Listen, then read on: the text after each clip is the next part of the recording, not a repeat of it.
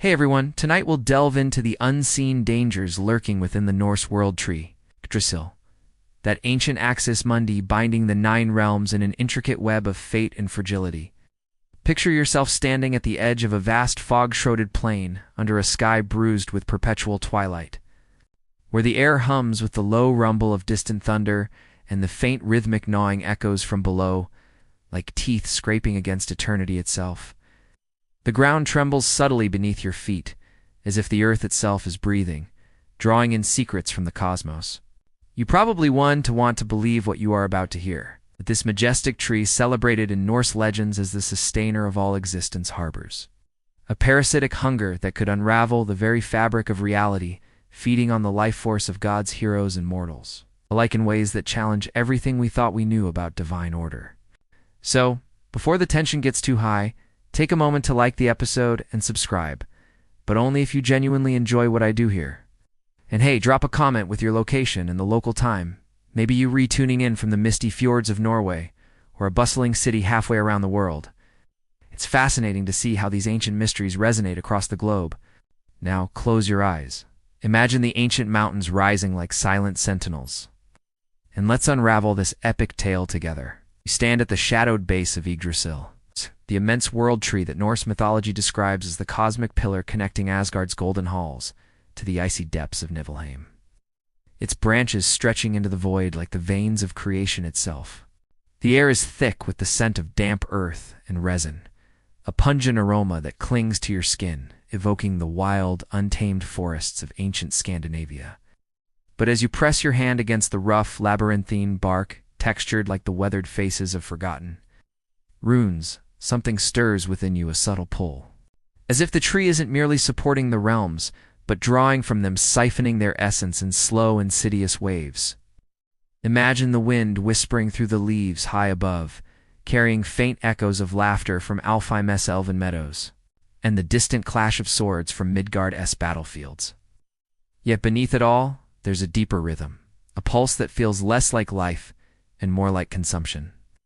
In the Eddas, the poetic heart of Norse lore, Yggdrasil is portrayed as an ash tree of unparalleled vitality, its roots delving into the primordial springs that birth rivers across the worlds. A mainstream historical fact rooted in the 13th century. Icelandic manuscripts, where Snorri Sturluson chronicled these legends to preserve the oral traditions of Viking skalds. Yet, as you circle the trunk, your fingers tracing the grooves that seem to shift like living tattoos, you sense the tree's true nature. Not a benevolent guardian, but a siphon, quietly extracting the vitality of all it touches to maintain its own precarious balance. The psychological intrigue begins here. What if this grand connector, revered by heroes like Sigurd, who sought wisdom in its shadows, is actually a parasite in disguise, feeding on the dreams and fears of mortals to fuel its endless growth?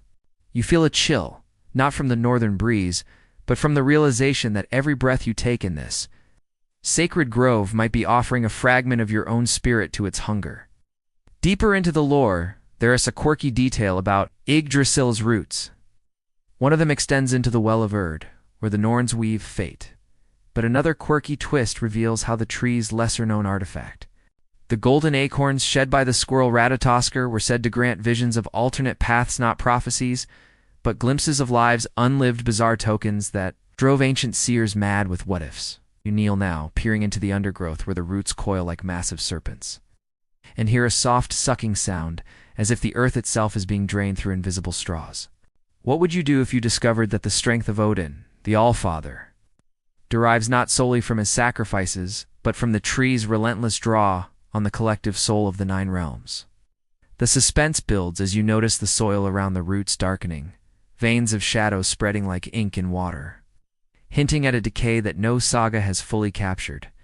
As the narration glides onward, you venture closer, the ground softening underfoot, almost yielding as if reluctant to let you pass. The epic cadence of the cosmos reveals itself in the subtle vibrations. Imagine the low thrum of Heimdall's Jallarhorn, far off in Asgard, resonating through the trunk like a heartbeat out of sync. Norse legends often speak of Yggdrasil's role in Ragnarok, the twilight of the gods. But here, in this moment of immersion, you uncover the psychological phenomenon akin to what modern minds call collective unconscious, where the tree taps into the shared psyche of deities and humans, siphoning archetypes of fear and ambition to weave its own survival. Strange historical accounts from medieval Icelandic sagas whisper of wanderers who touched the tree's roots and returned changed, their eyes hollow, as if their innermost secrets had been leached away, leaving only echoes. But the question that remains is, if Yggdrasil sustains the realms, what hidden cost does it exact from those who rely on it most? You press on, the shadows lengthening as the tree's siphoning pull tugs at the edges of your awareness, a soft cliffhanger and the rustle of leaves that promise revelations yet to come, drawing you inexorably toward the whispering bark above. Your gaze lifts from the encroaching shadows at the roots, drawn upward by an inexplicable compulsion, as if the tree itself wills you to ascend its colossal trunk, where the bark rises like the weathered hide of some primordial beast, etched with patterns that twist and reform under the dim light filtering through the canopy. The air grows heavier here, laced with the sharp temps of sap, mixed with something metallic like old blood, long dried, and you place your palm flat against the surface, feeling the warmth that pulses faintly beneath, alive, aware, and now murmuring. At first, it's a subtle vibration, a low hum that resonates through your bones. But soon it coalesces into words, fragmented, and ancient, spilling from the fissures like secrets to long imprisoned, whispers of a coming rot that will hollow out the heart of Yggdrasil, turning its life-giving branches to brittle husks. Imagine the sound wrapping around you, a chorus of voices from eras long pasts, calls reciting forgotten lays, gods debating in thunderous halls, each syllable carrying the weight of prophecies that foretell not just decay, but a unraveling of the bonds that hold the 9 realms in fragile harmony. In the poetic Edda, one of the cornerstone texts of Norse mythology compiled from oral traditions dating back to the Viking Age, Yggdrasil's bark is described as unyielding, a shield against the chaos of the void, sustaining the tree through eons of cosmic turmoil and serving as the canvas upon which the fates are inscribed by divine hands. Yet, as you lean in closer, your ear pressed to the rough expanse, the murmurs intensify, revealing a psychological intrigue that mirrors the human mind's tendency toward paranoia, the bark not just recording history, but anticipating its corruption, planting seeds of doubt in the listener's soul, much like how ancient shamans used rhythmic chants to induce trance states, blurring the line between revelation and madness. You wouldn't believe what happens next.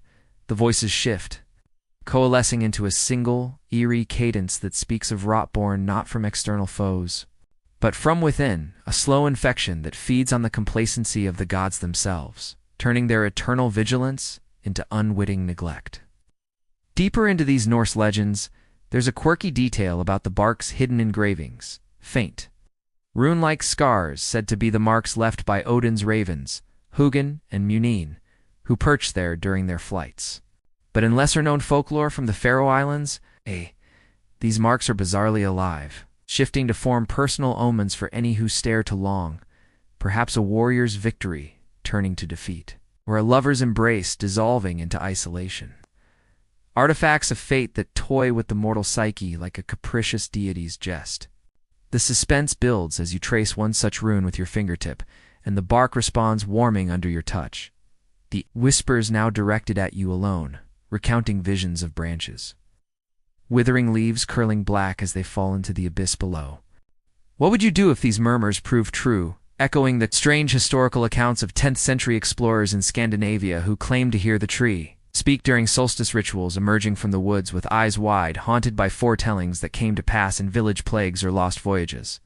The epic cadence of the tale pulses onward, the tree's surface seeming to breathe in time with your own quickening pulse, as if sharing a secret rhythm that binds mortal curiosity to divine peril. Remember that siphoning pull you felt at the roots earlier? It echoes here in the bark's confessions, suggesting a deeper observation on the nature of gods and mortals alike. Both thrive on interconnectedness. Yet that very web invites vulnerability, where the psychological phenomenon of confirmation bias might lead the Allfather himself to dismiss these warnings as mere wind. You ascend a few feet now, your hands finding natural holds in the bark's labyrinth, the murmurs growing clearer prophecies of rot that will first claim the outer realms. Jotunheim's giants stirring unnaturally as the infection spreads, their roars mingling with the tree's lament like a discordant symphony. Ancient mysteries unfold in the sensory details, the faint crackle of splitting wood high above, the scent of moldering leaves drifting down like autumn's premature sigh, pulling you into an immersion where every word from the bark feels like a thread tightening around your thoughts. As the narration weaves through this auditory tapestry, you pause midway up the trunk. The world below, shrinking to a misty blur, and the whispers reveal more. The rot is no random blight, but a consequence of the tree's overextension, strained by the weight of too many fates woven too tightly. Much like how folklore from Icelandic sagas describes Yggdrasil as a living archive, its bark murmuring the untold stories of heroes who brushed against it in quests for glory. The intrigue deepens, with subtle hints of deceit voices overlapping, one praising the tree's grandeur, while another hisses of inevitable collapse, mirroring the inner conflicts that plague even the mightiest deities. You feel the psychological tension coiling, a soft reminder that in Norse cosmology, knowledge is a double-edged sword, cutting as deeply into the knower as the known. But the question that remains is, if the bark foretells this rot with such clarity, why have the gods remained deaf to its call? The murmurs fade to a hush as you climb higher, leaving you with a curiosity hook in the sudden silence, broken only by a distant, serpentine slither that hints at hunger's awakening below, urging you toward revelations yet unveiled. The sudden hush from the bark's murmurs leaves a ringing in your ears, broken only by that distant serpentine slither growing louder, more insistent, as if drawn by your presence on the trunk's ascending curve. You pause, heart quickening, and peer downward into the gloom where the roots twist like colossal tendons, their shadows alive with subtle undulations. The air down there turns colder, carrying a faint, acrid scent of decay and salt, reminiscent of deep ocean trenches where light fears to tread. And from the darkness emerges a form slender, yet immense scales glinting like obsidian in the sparse light. Níðhöggr, the dread dragon of Norse lore, coiled around the lowest root, with jaws parted in eternal gnaw. But as you watch, transfixed, the serpent's eyes glowing slits of malice fix upon you. And in that gaze, you sense not mere destruction, but a deeper craving. This beast hungers not for the wood of Yggdrasil alone, but for the memories embedded within, devouring the recollections of gods and mortals to fuel its own timeless exile in the underworld's chill. In the Prose Edda, Snorri Sturluson's 13th century compendium of Norse cosmology, Níðhöggr is depicted as the corporeal embodiment of malice, gnawing ceaselessly at Yggdrasil's roots to symbolize the constant threat of chaos undermining order. A mainstream legend that Viking warriors invoked in tales around longship fires to warn of the fragility beneath life's surface. Yet, as you descend a few precarious holds to better observe, the psychological intrigue unfurls like the serpent-esque coils. What if this gnawing is a metaphor for the human mind as darker recesses, where forgotten traumas resurface to erode one's foundation, much like how ancient shamans in Scandinavia used serpent imagery in rituals to purge collective memories of famine or raid? You wouldn't believe what happens next. The dragon's teeth scrape, not splintering. Bark but ethereal wisps that rise like smoke, fragments of lives unlived or deeds regretted vanishing into its maw as if the tree stores the Nine Realms' history in its very fibers, offering them up to this insatiable predator. Among the bizarre details of Norse deities, Níðhöggr possesses an artifact of peculiar malice, its forked tongue, said in obscure pharaoh's folktales to taste the essence of dreams before the serpent claims them, allowing it to savor the sweetest sorrows, first quirky venom that doesn't kill outright but twists recollections, turning heroic triumphs into haunting doubts for any soul foolish enough to wander too close. The suspense mounts as you cling to the bark, the slithering now accompanied by a wet, grinding rasp that echoes through your chest. And you imagine yourself as one of those fabled wanderers from 9th century sagas who emerged from Yggdrasil's underbelly with minds frayed their personal histories, rewritten by the beast's appetite, leaving them adrift in a world of half-remembered faces and phantom pains. Remember those whispers from the bark? They spoke of rot, but now you see the serpent as its harbinger, its true hunger stripping away the gods. Wisdom, Odin's hard-won knowledge, perhaps. Next on the menu, forcing even the Allfather to question the reliability of his own thoughts. The epic cadence of ancient mysteries pulses in the serpent's rhythm, each bite sending tremors up the trunk that you feel in your veins. Blending sensory immersion with the subtle observation that deities, for all their power, mirror mortal frailties, prone to loss. To the erosion of identity that comes from devouring glances at the void.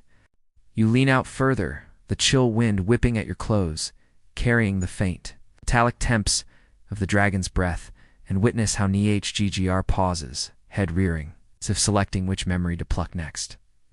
Perhaps the joy of a Midgard child's first snowfall, or the solemn vow of a Jotun giant, all fodder for its isolation-born greed. Folklore whispers of psychological phenomena here, kin to amnesia induced by trauma, where the serpent's feast represents the Norse view of memory as a sacred thread, easily severed by underworld forces, drawing you deeper into the tale with auditory details, the drip of sap from wounded roots, the low hiss of scales on stone, the distant cry of a raven circling overhead as if Hugin himself scouts this peril. What would you do if you realized that your own fleeting thoughts, those idle worries or cherished moments, were vulnerable to such a hunger? Siphoned away to nourish a creature banished to Niflheim's fog. The narration glides through this tension, the dragon resuming its gnaw with renewed fervor. Wisps of memory curling like mist toward its jaws, and you sense the tree shuddering in response. Its siphoning pull from earlier now, countered by this theft, creating a precarious balance where gods and mortals alike teeter on the edge of oblivion. Strange historical accounts from medieval, Icelandic manuscripts describe visions of Níðhöggr, during eclipses when the serpent allegedly grew bolder, claiming the memories of entire villages. Leaving elders with tales that shifted like sand, a quirky reminder of how Norse legends intertwine the personal with the cosmic. As you watch transfixed, the serpent's eyes narrow, locking onto a particularly luminous wispa, fragment of divine strategy perhaps. Thor's thunderous laugh in Battleland it lunges, the axe sending a ripple through Yggdrasil that vibrates up to where you cling, loosening your grip just enough to heighten the peril. The intrigue builds with the realization that this hunger isn't mindless. It's calculated, targeting the bonds that unite the realms. Much like how psychological studies of folklore reveal serpents as symbols of subconscious devouring, eroding the ego's defenses in epic proportions. But the question that remains is, if Níðhöggr feasts on memories to escape its prison, what forgotten truths might it uncover in the process that could shatter the god's illusions? The gnawing fades into a satisfied rumble as you pull back. The curiosity hook lingering in the serpent's lingering gaze, which seems to promise messages twisted by more than just teeth, drawing you toward the chattering relays above. The lingering gaze of Níðhöggr fades into the undershadows as you ascend once more, the trunk's bark still humming with residual vibrations from the serpents. Feast, but now a new sound pierces the gloom, a rapid, chittering patter like tiny claws, skittering across would echoing from the labyrinthine grooves above your head. You crane your neck, squinting into the dappled light where branches begin to fork like the antlers of a cosmic stag, and there it darts into view. Ratatoskr, the nimble squirrel of Norse legend, its bushy tail a streak of russet against, the gray bark body a blur of frantic motion as it pauses to cock its head, beady eyes gleaming with a cunning that belies its diminutive form. Yet, as it chatters, a series of sharp, staccato bursts that mimic the cadence of urgent whispers, you sense the treachery woven into its every leap. This messenger, tasked with relaying tidings between the eagle atop the canopy and the dragon below, doesn't merely carry words but twists them, subtly altering divine communications to sow discord among the gods, turning alliances into suspicions and prophecies into paranoia with the flick of its tail. In the poetic Edda, that revered collection of Viking Age poems preserved through oral tradition into the 13th century, Ratatoskr is introduced as Yggdrasil's swift courier, scampering along the tree's length to bridge the chasm between heavenly vigilance and underworld. Malice, a local legend from Scandinavian folklore that emphasized the squirrel's role in maintaining cosmic balance, much like how ancient storytellers around hearth fires used it to illustrate the perils of miscommunication in tribal councils. But as you watch it pause midway up a branch, whiskers twitching as if tasting the air for secrets, The psychological intrigue sharpens. Imagine the mind of a god, Odin with his piercing gaze, or Thor with his booming resolve. Receiving a message warped just enough to plant seeds of doubt, a minor inflection changed from assurance to accusation. Mirroring the human phenomenon of rumor mills, where innocent words fester into feuds, eroding trust in the very fabric of their eternal society. You wouldn't believe what happens next. The squirrel relays a fragment you overhear. Distorted echo of the bark's earlier murmurs about rot. It's transforming a warning of internal decay into an accusation that the dragon plots with Jotun's spies. The lie leaping from its mouth like a spark to dry tinder.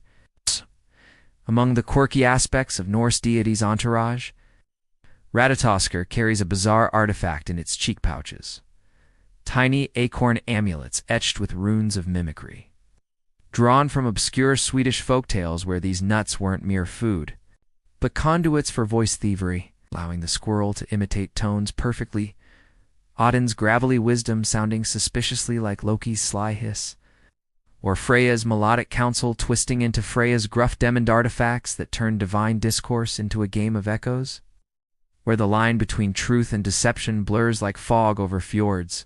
The suspense escalates as you climb in tandem, your hands scraping bark that now feels alive with the squirrel's passage, leaving faint trails of nut-scented residue that clings to your skin, and you recall those memory wisps devoured below. Wondering if Ratatoskr scavenges such fragments to flavor its deceptions, crafting messages that hit too close to personal vulnerabilities. Remember the siphoning pull at the base? It manifests here in the squirrel's agility, drawing on the tree's energy to fuel its mischief. A subtle observation that gods and mortals share the same Achilles heel, the fragility of communication, where a single altered word can unravel oaths sworn in blood and mead. The epic cadence of Norse legends thrums through the patter of tiny feet, each chatter a note in a symphony of subversion. It immerses you in sensory details, the rustle of fur against leaves, the sharp crack of an acorn splitting to reveal a hidden rune, the distant rumble of godly halls where these lies might already be fermenting unrest. You pause on a protruding knot close enough now to see the squirrel's eyes dart with calculated glee as it weaves a tail upward. The eagle's watchful reports of Midgard's heroes twisted into claims of betrayal, sowing discord that could pit brother against brother in Asgard's gleaming courts. Ancient mysteries unfold in this dance, akin to psychological studies of gossip and folklore, where the squirrel embodies the Norse dread of isolation, even in a connected cosmos. Whispers can fracture the divine pantheon, leaving deities isolated in their suspicions. Much like a lone wanderer in the wilds questioning every shadow. What would you do if one of these treacherous messages reached your own ears? A warped truth about a trusted ally that gnaws at your resolve like Níðhöggr's teeth? The narration glides through the branch's embrace, the squirrel vanishing into a crevice with a final mocking trill, and you press on, the air sweetening with the scent of Duladon leaves, but tainted now by the undercurrent of deceit. Strange historical accounts from medieval Danish chronicles speak of seers who followed Ratatoskr's trail during harvest moons, only to return babbling of godly quarrels that echoed real chieftain rivalries, a quirky link between myth and the mortal squabbles it inspired. The intrigue deepens with the realization that this sowing isn't random chaos, but a bid for power. The squirrel, perhaps empowered by the tree's own siphoning needs, using discord to distract from the greater rot threatening all. As you emerge onto a wider bough, the canopy's edge in sight, the chittering echoes multiply, suggesting accomplices or mere reverberations, and the psychological tension coils tighter, gods like Balder, pure of heart now questioning. Tyr's loyalty based on a squirrel's slight, the discord rippling through Yggdrasil, like cracks in a frozen river. The tree shudders subtly, as if burdened by the weight of these lies, pulling you deeper into the immersion where every leap of the messenger feels like a step toward cosmic fracture. But the question that remains is, with Ratatoskr's alterations fracturing the divine harmony, how long before the gods turn their suspicions toward the tree itself? The chittering fades into the rustle of leaves, a soft cliffhanger and the glistening drops of honeydew that begin to form overhead, lulling you toward a deceptive calm that promises further unveiling. Those glistening drops of honeydew, catching the faint shafts of light piercing the canopy, swell and tremble on the undersides of broad leaves above you. their formation a slow, hypnotic descent that mirrors the fading chitter of Ratatoskr's departure. Unfurls now. Arcing through the air like a golden tear, landing with a soft pat on your outstretched palm, warm and viscous. Carrying the intoxicating scent of wildflowers mingled with something sweeter, almost cloying, like mead left too long in the sun. You bring it closer, the dew spreading on your skin with a tingling effervescence. And in that instant the world's edges soften, the trunk's harsh grooves blurring. The distant slithers below, muffling into a serene Hamas's blissful ignorance washes over you. A deceptive veil that lulls the unwary traveler into forgetting the treacheries unfolding around Yggdrasil, turning vigilant minds to dreamy complacency where dangers like the squirrel-esque lies or the serpent-esque hunger seem but distant fables, unworthy of concern. In the prose EDA, Snorri Sturluson's influential 13th century guide to Norse mythology, drawn from earlier skaldic verses, the honeydew from Yggdrasil's leaves is celebrated as the source of sacred nourishment, dripping down to feed the eagle at the summit and even nourishing the rivers of Midgard. A mainstream local legend from Icelandic folklore that portrayed it as a gift from the gods, sustaining life across realms and symbolizing the tree's bountiful role in the cycle of creation. Much like how ancient farmers in Scandinavia offered libations of mead to honor its implied fertility during harvest rites, yet, as you rub the dew between your fingers, its warmth seeping deeper, psychological intrigue reveals itself in waves. This isn't mere sustenance, but a subtle narcotic, akin to the mind's own defense against overwhelm, where blissful ignorance acts as a shield against the horrors of awareness drawing you into a state where the god's own doubts, fueled by Ratatoskr, its whispers might dissolve into hazy acceptance, allowing the tree's siphoning to go unchallenged as mortals, and deities alike drift into unthinking peace. You wouldn't believe what happens next. The dew's influence spreads, your thoughts slowing like honey in winter, recollections of the bark's rot prophecies, and the serpent's devouring eyes fading to pleasant irrelevance, as if the world tree conspires to protect its secrets by numbing those who draw too near. Among the bizarre facets of Norse mythological artifacts, this honeydew holds a quirky property tied to Hydrun, the goat that grazes Yggdrasil's branches, in lesser-known Norwegian folktales. The dew crystallizes into tiny, iridescent beads on the goat's horns, artifacts that, when dissolved in water, induce visions of utopian realms, blissful gardens, where Ragnarok never dawns, but with a twist, leaving the imbiber with a lingering aversion to truth. A deceptive elixir that quirky deities like Loki might covet for pranks, turning wise counselors into giggling fools mid-council. The suspense builds as you shake off the initial daze, climbing higher to where the leaves clustered thickly, their undersides beaded with more drops that plink softly onto the bough below, each one releasing a puff of vapor that carries auditory whispers not of warning, but of lullabies, ancient Norse melodies that evoke hearthside warmth and forgotten cradle songs, pulling you into immersion where sensory details overwhelm, the sticky sweetness coating your lips if you dare taste. The gentle sway of branches as if the tree rocks you to sleep, the epic cadence of deception masking the urgency beneath. Remember the siphoning at the roots and the twisted messages above? Dew amplifies them. A subtle observation on gods and mortals that in the face of cosmic peril, the allure of ignorance offers a seductive escape, much like psychological phenomena of denial, where overwhelming truths prompt the mind to fabricate comfort even as Yggdrasil's dangers encroach. What would you do if this blissful haze began to erode your resolve, making the fractured harmonies of Asgard seem like mere squabbles in a dream? The narration glides through the canopy's embrace, your movements languid now as if the air itself conspires to slow you, and you brush against a leaf, dislodging a cascade of dew that rains down in a shimmering veil, its touch evoking strange historical accounts from 11th century. Swedish chronicles of pilgrims who sought Yggdrasil's blessings only to return to their villages in euphoric stupors, ignoring omens of famine or feud until catastrophe struck, a quirky testament to how Norse legends warned of such lulling gifts. Blending divine benevolence with hidden peril, the intrigue deepens with the realization that the dew isn't random. It's the tree's counter to its own decay, a psychological bomb distributed through leaves to pacify those who might expose the rot. drawing on the collective calm of the nine realms to sustain its facade of grandeur, where even Odin, in his wanderings, might have partaken unknowingly, his one eye gleaming with induced serenity amid growing shadows. As you press on, wiping residue from your brow, the canopy thickens, sunlight fracturing into golden motes that dance with the falling dew, creating an auditory symphony of plips and sighs that drowns out the world's harsher notes than gnaw below, the chatter above leaving you in a pocket of deceptive tranquility. Ancient mysteries weave through this, akin to folklore studies revealing the dew as a symbol of Norse dualism, where abundance hides affliction.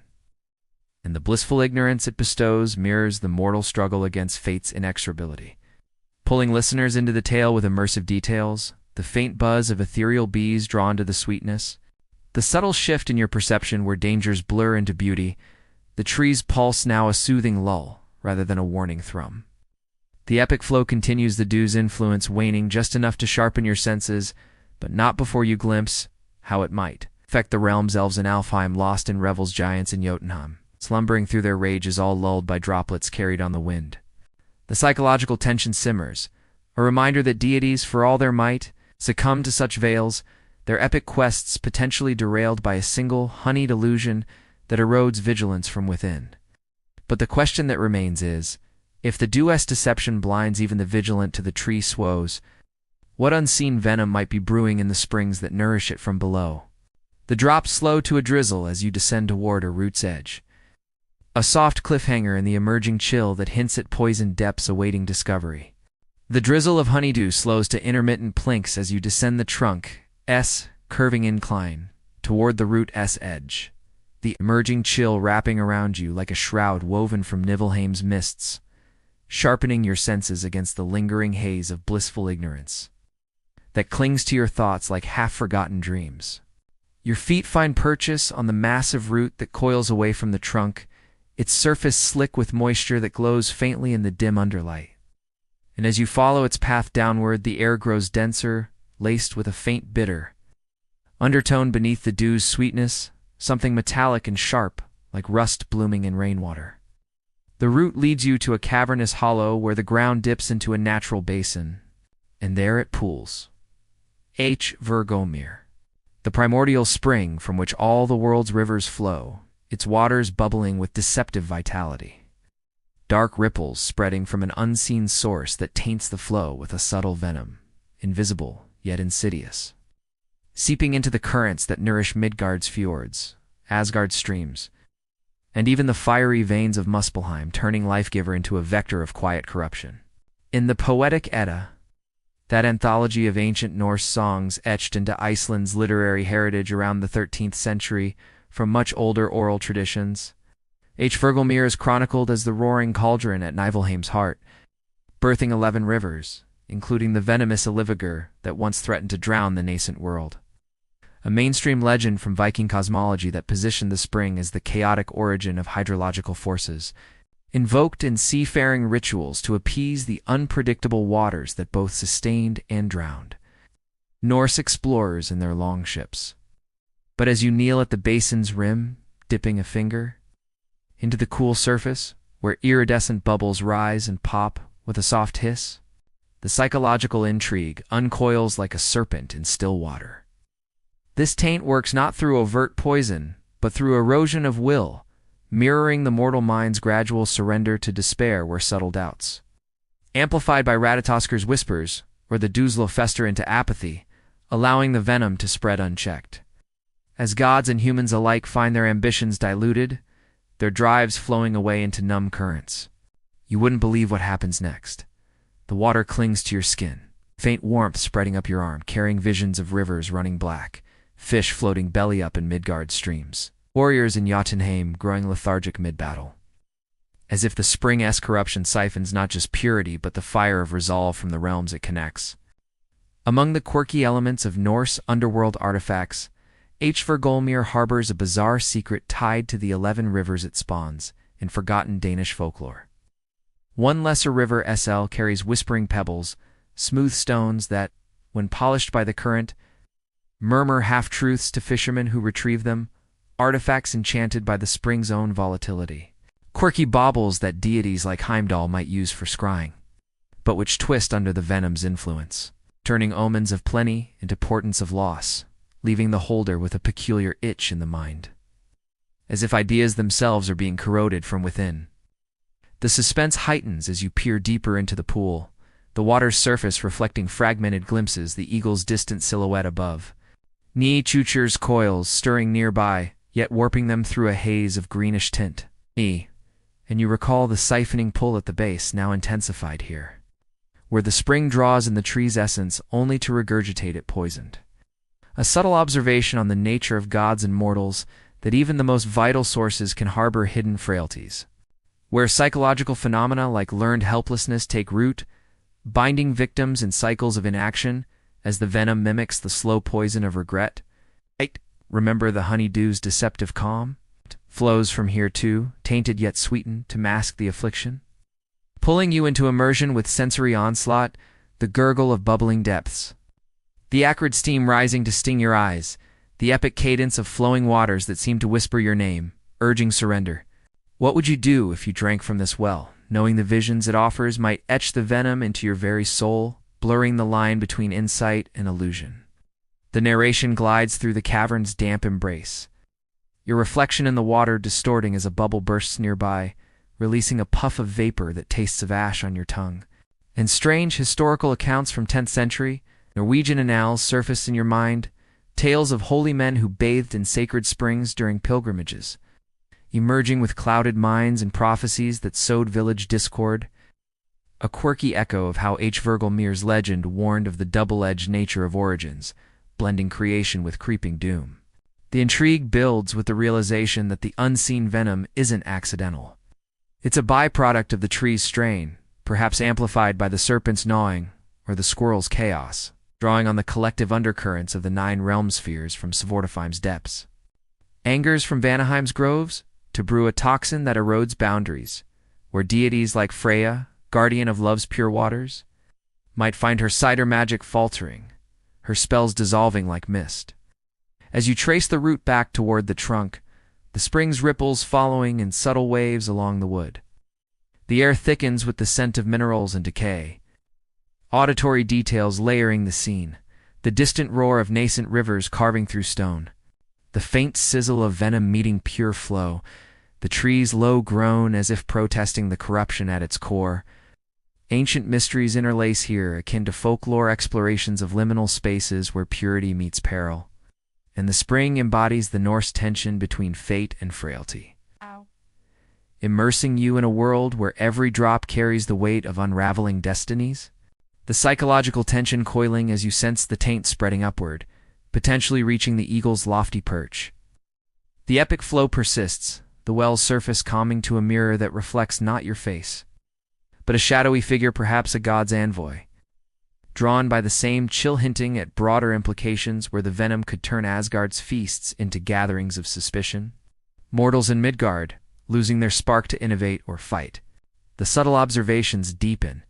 In a cosmos of interconnected perils, this poison underscores how gods, despite their immortality, navigate the same currents of doubt that drown lesser beings, their thrones perched precariously above tainted depths. But the question that remains is, if Virgilmir's venom seeps into every river, what blinding visions might the eagle atop the tree perceive through eyes clouded by the same flow?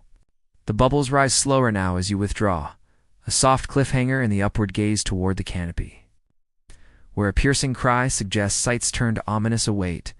The piercing cry from the canopy cuts through the lingering hiss of Virgilmir's bubbles, drawing your upward climb like a siren's call, laced with foreboding. The trunk's ridges guiding your hands, as the air lightens, shifting from the spring's damp chill to a crisp wind that whistles through the emerging branches carrying flecks of feather and the faint musty scent of high-altitude stone.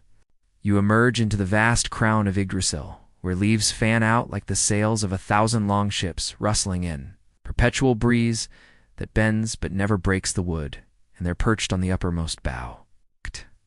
Where the tree pierces the veil between realms sits the great eagle, its wings folded like shadowed cloaks, beak sharp, as a chieftain's spear eyes vast orbs of unblinking amber that scan the horizons with a gaze that pierces time itself. But as you huddle in the shelter of a neighboring branch, the wind tugging at your form. You realize the truth of its vigil. This ancient watcher atop the world tree sees futures unfolding. Yet only the darkest ones emerge in its vision apocalypses, where realms crumble, gods fall, and forgotten wars in the light of creation. Dims to eternal twilight its sight, a curse that blinds it to hope-filtering prophecies through a lens of inevitable doom. In the prose, Ida Snorri Sturluson's 13th century synthesis of Norse myths from Viking oral lore, the great eagle is enshrined as Yggdrasil's sovereign observer, residing at the apex to oversee the 9 worlds and converse with the squirrel Ratatoskr. A local legend from Icelandic sagas that cast it as the embodiment of divine omniscience, its cries, echoing during storms to herald shifts in fate, much like how ancient seafarers interpreted its silhouette against thunderheads, as omens for voyages ahead. Yet as you edge closer, concealed by the swaying foliage, the psychological intrigue soars like the eagle's unseen flights. What if this selective sight mirrors the mind's own tunnel vision, where trauma or the venom-tainted winds from below warp perception, drawing only shadows into focus and leaving glimmers of redemption obscured? Much as mortals cling to worst-case fears during long Nordic winters, eroding their spirit as surely as the tree's siphoning draws essence from the realms, you wouldn't believe what happens next. The eagle tilts its head, a low keening, issuing from its throat that vibrates through the branches. And in that sound you glimpse fragments of its visions, Ragnarok's fires, not as myth, but as encroaching reality. Asgard's halls cracking under Jotun's sieges fueled by the squirrel's sown discord. The honeydew's lullabies turning to dirges as ignorance invites catastrophe. Among the bizarre attributes of Norse deities, companions, the great eagle possesses feathers that serve as a quirky artifact and obscure. Greenlandic folktales adapted from Scandinavian migrants, select plumes from its wings are said to capture echoes of unspoken futures. Quills that, when quivered in the wind, replay whispers of doom in the listener's tongue, personalized harbingers. Like a hero hearing his own defeat narrated in his voice. Or a seeress foreseeing her kin's betrayal in a child's laughter turned sour to facts that the eagle sheds sparingly. Perhaps to Loki's mischievous collection, turning surveillance into a haunting personal gallery of what might be. The suspense crests as you peer through the leaves, the wind-whipping gusts that carry the eagle's scent of ozone. An old leather, and you sense its gaze sweeping past your hiding spot, not blind to your presence, but indifferent. Focused solely on the gloom, it perceives visions of Midgard's fields withering under poisoned rivers. Elves in Alfheim fleeing dimming lights, all threaded with the rot the bark murmured and the memories Nietzsche GGR devours.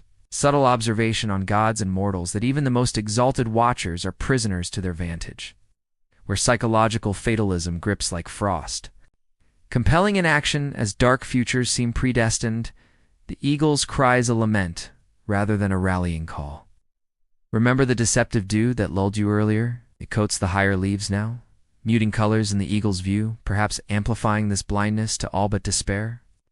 What would you do if your own sight narrowed to such shadows, every path ahead veined with loss, despite glints of triumph flickering unseen? The narration glides through the canopy's turbulent heights, your body swaying with the boughs as thunder. Rumbles distantly, perhaps Thor's hammer, or merely the eagle's vocalized dread and strange historical accounts from 12th century. Norwegian chronicles flood your thoughts. Tales of mystics who scaled sacred groves mimicking Yggdrasil, claiming to commune with a sky sentinel whose prophecies of plague and raid came true with eerie precision, yet spared no hopeful note. A quirky reflection of how Norse legends balanced awe with the terror of foreknowledge, blending divine sight with human dread. The intrigue intensifies with the realization that this blinding gaze isn't innate but corrupted, fed by the tree's upward currents laced with Hvergelmir's venom, drawing the collective pessimism of the realms the giants. Grudges the dwarves' isolations into a filter that paints eternity in shades of gray, where Odin might consult the eagle only to receive confirmations of his sacrifices, futility deepening the Allfather's brooding wisdom into weary resignation. As you cling to the branch, the eagle unfurls one wing slightly, casting a shadow that engulfs you like a solar eclipse, its feathers rustling with an auditory depth that drowns the world's chorus the spring's gurgles far below. The squirrel, as faint chitters in, a symphony of foreboding screeches that echo visions. Svartalfheim's forges cooling to silence, Vanaheim's groves barren, all cascading from the tree's fraying core. Ancient mysteries entwined in this airy, akin to folklore, analyses of avian oracles where the eagle symbolizes the Norse pursuit of knowledge at any cost. Yet here it underscores the peril of partial truths, immersing you in sensory layers. The bite of wind on exposed skin, the acrid tang of feather musk, the epic cadence of cries that build like a gathering storm, pulling deities and listeners alike toward an abyss of perceived inevitability. The epic flow ascends further, eagle's head swiveling to fix on a horizon invisible to you, its beak parting in a silent proclamation of woes. And the psychological tension tightens, a reminder that in the interconnected web of Yggdrasil, even the gods' eyes can deceive, their thrones of insight becoming perches of paralysis as dark futures eclipse potential salvations. The bird's vigil a tragic irony in the face of encroaching rot. But the question that remains is, if the eagle's sight is so marred by darkness, what truths does the falcon between its eyes witness amid the decay? The cry sharpens to a wail as a smaller form flutters into view, a soft cliffhanger in the interplay of wings that hints at perceptions fracturing further. The eagle's wail lingers in the whipping winds, a resonant dirge that vibrates through the uppermost boughs where you perch precariously. The smaller form fluttering into view now, resolving into sharp relief against the stormy backdrop, a sleek falcon. Its plumage, a mottled gray that blends with the overcast sky. Perched improbably between the great eagle's piercing eyes, like a living sentinel on a throne of feathers and bone. This is Hverfalnir, the wind-weary hawk of Norse lore, its talons gripping the eagle's brow with unyielding poise. Wings tucked but quivering as if perpetually ready for flight. And as you squint through the gusts that buffet your hiding spot, you see its head tilt. Gaze darting not outward to the realms below, but inward, toward the eagle itself. Witnessing a decay that festers at the heart of divine truth, the erosion of certainties once held sacred. Where prophecies warp oaths fray, the very essence of godly wisdom crumbles like ancient runes exposed to relentless rain, leaving illusions in place of revelation. In the prose Eda, Snorri Sturluson's 13th century codification of Viking myths rooted in the skaldic traditions of Scandinavia, Hverfgelnir is noted as the falcon who dwells between the eagle's eyes, serving as an intermediary observer on Yggdrasil's summit. A local legend from Icelandic folklore that portrayed it as a symbol of nuanced perception. Its position, allowing insights the eagle's broad gaze might overlook. Much like how Norse seers during midsummer blots consulted avian omens for guidance in weaving fate, as subtle threads amid the tree's cosmic expanse. But as you edge along the branch for a closer vantage, the wind howling like the hounds of hell, the psychological intrigue takes flight.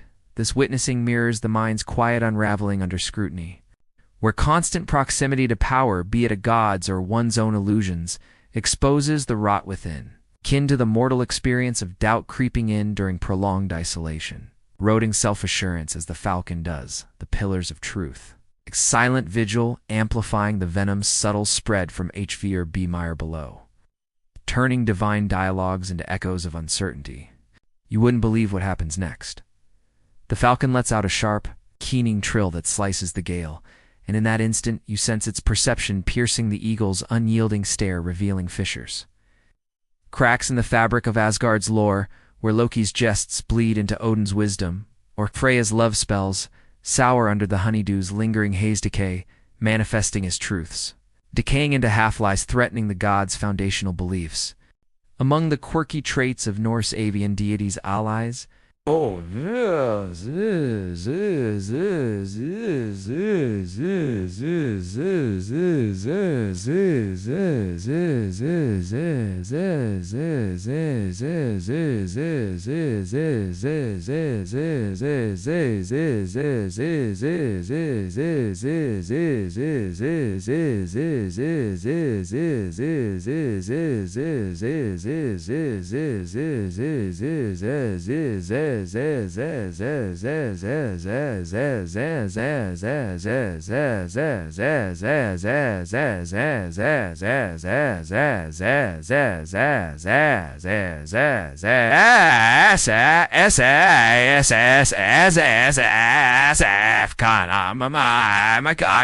drawn from obscure Finnish Norse border tales where this ice stone absorbs fragments of overheard conversations from the realms.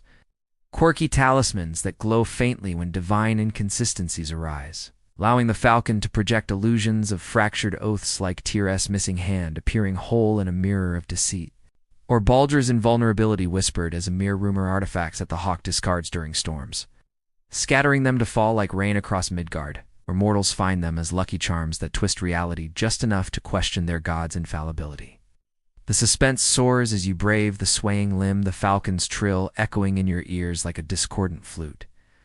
And you recall the squirrel's treacherous messages, now compounded by this witness where the decay it observes seeps into the tree's very aura, a subtle observation on gods and mortals that proximity to the divine invites corrosion, where psychological phenomena like cognitive dissonance thrive, forcing even the Allfather to confront how his sacrifices might prop up illusions rather than eternities. The falcon's gaze a relentless mirror to the siphoning rot that began at the roots. Remember the blinding visions the eagle shared in its cries? Verfgolnir perches amid them, unflinching, its presence underscoring the irony that watchers of watchers often see the most uncomfortable truths. The wind carrying scents of ozone and feather dust that immerse you in the scene's turmoil. What would you do if you possessed such a perch? Forced to witness the slow dissolution of beliefs you held sacred, your own truths fraying thread by thread. The narration glides through the canopy's furious dance, your fingers numb from gripping slick bark as thunder rolls closer. Perhaps the approach of Mjolnir, or merely the storm the falconess insights summoned. Strange historical accounts from 11th century Danish runestones surface in the gale. Inscriptions of shamans who claimed visions from the hawk's eye. Prophecies of chieftain betrayals that unraveled kinships, yet laced with quirky ambiguities that left interpreters questioning the god's own words. A reflection of how Norse legends navigated the blurred line between insight and erosion. The intrigue heightens with the realization that Verfgolnir's decay isn't passive observation, but a catalyst, its trill amplifying the tree's internal discord. Drawing on the collective deceptions of the Nine Realms, the elves' fading illusions in Alfheim, the dwarves' forged falsehoods in Svartalfheim to accelerate the crumbling of divine verities.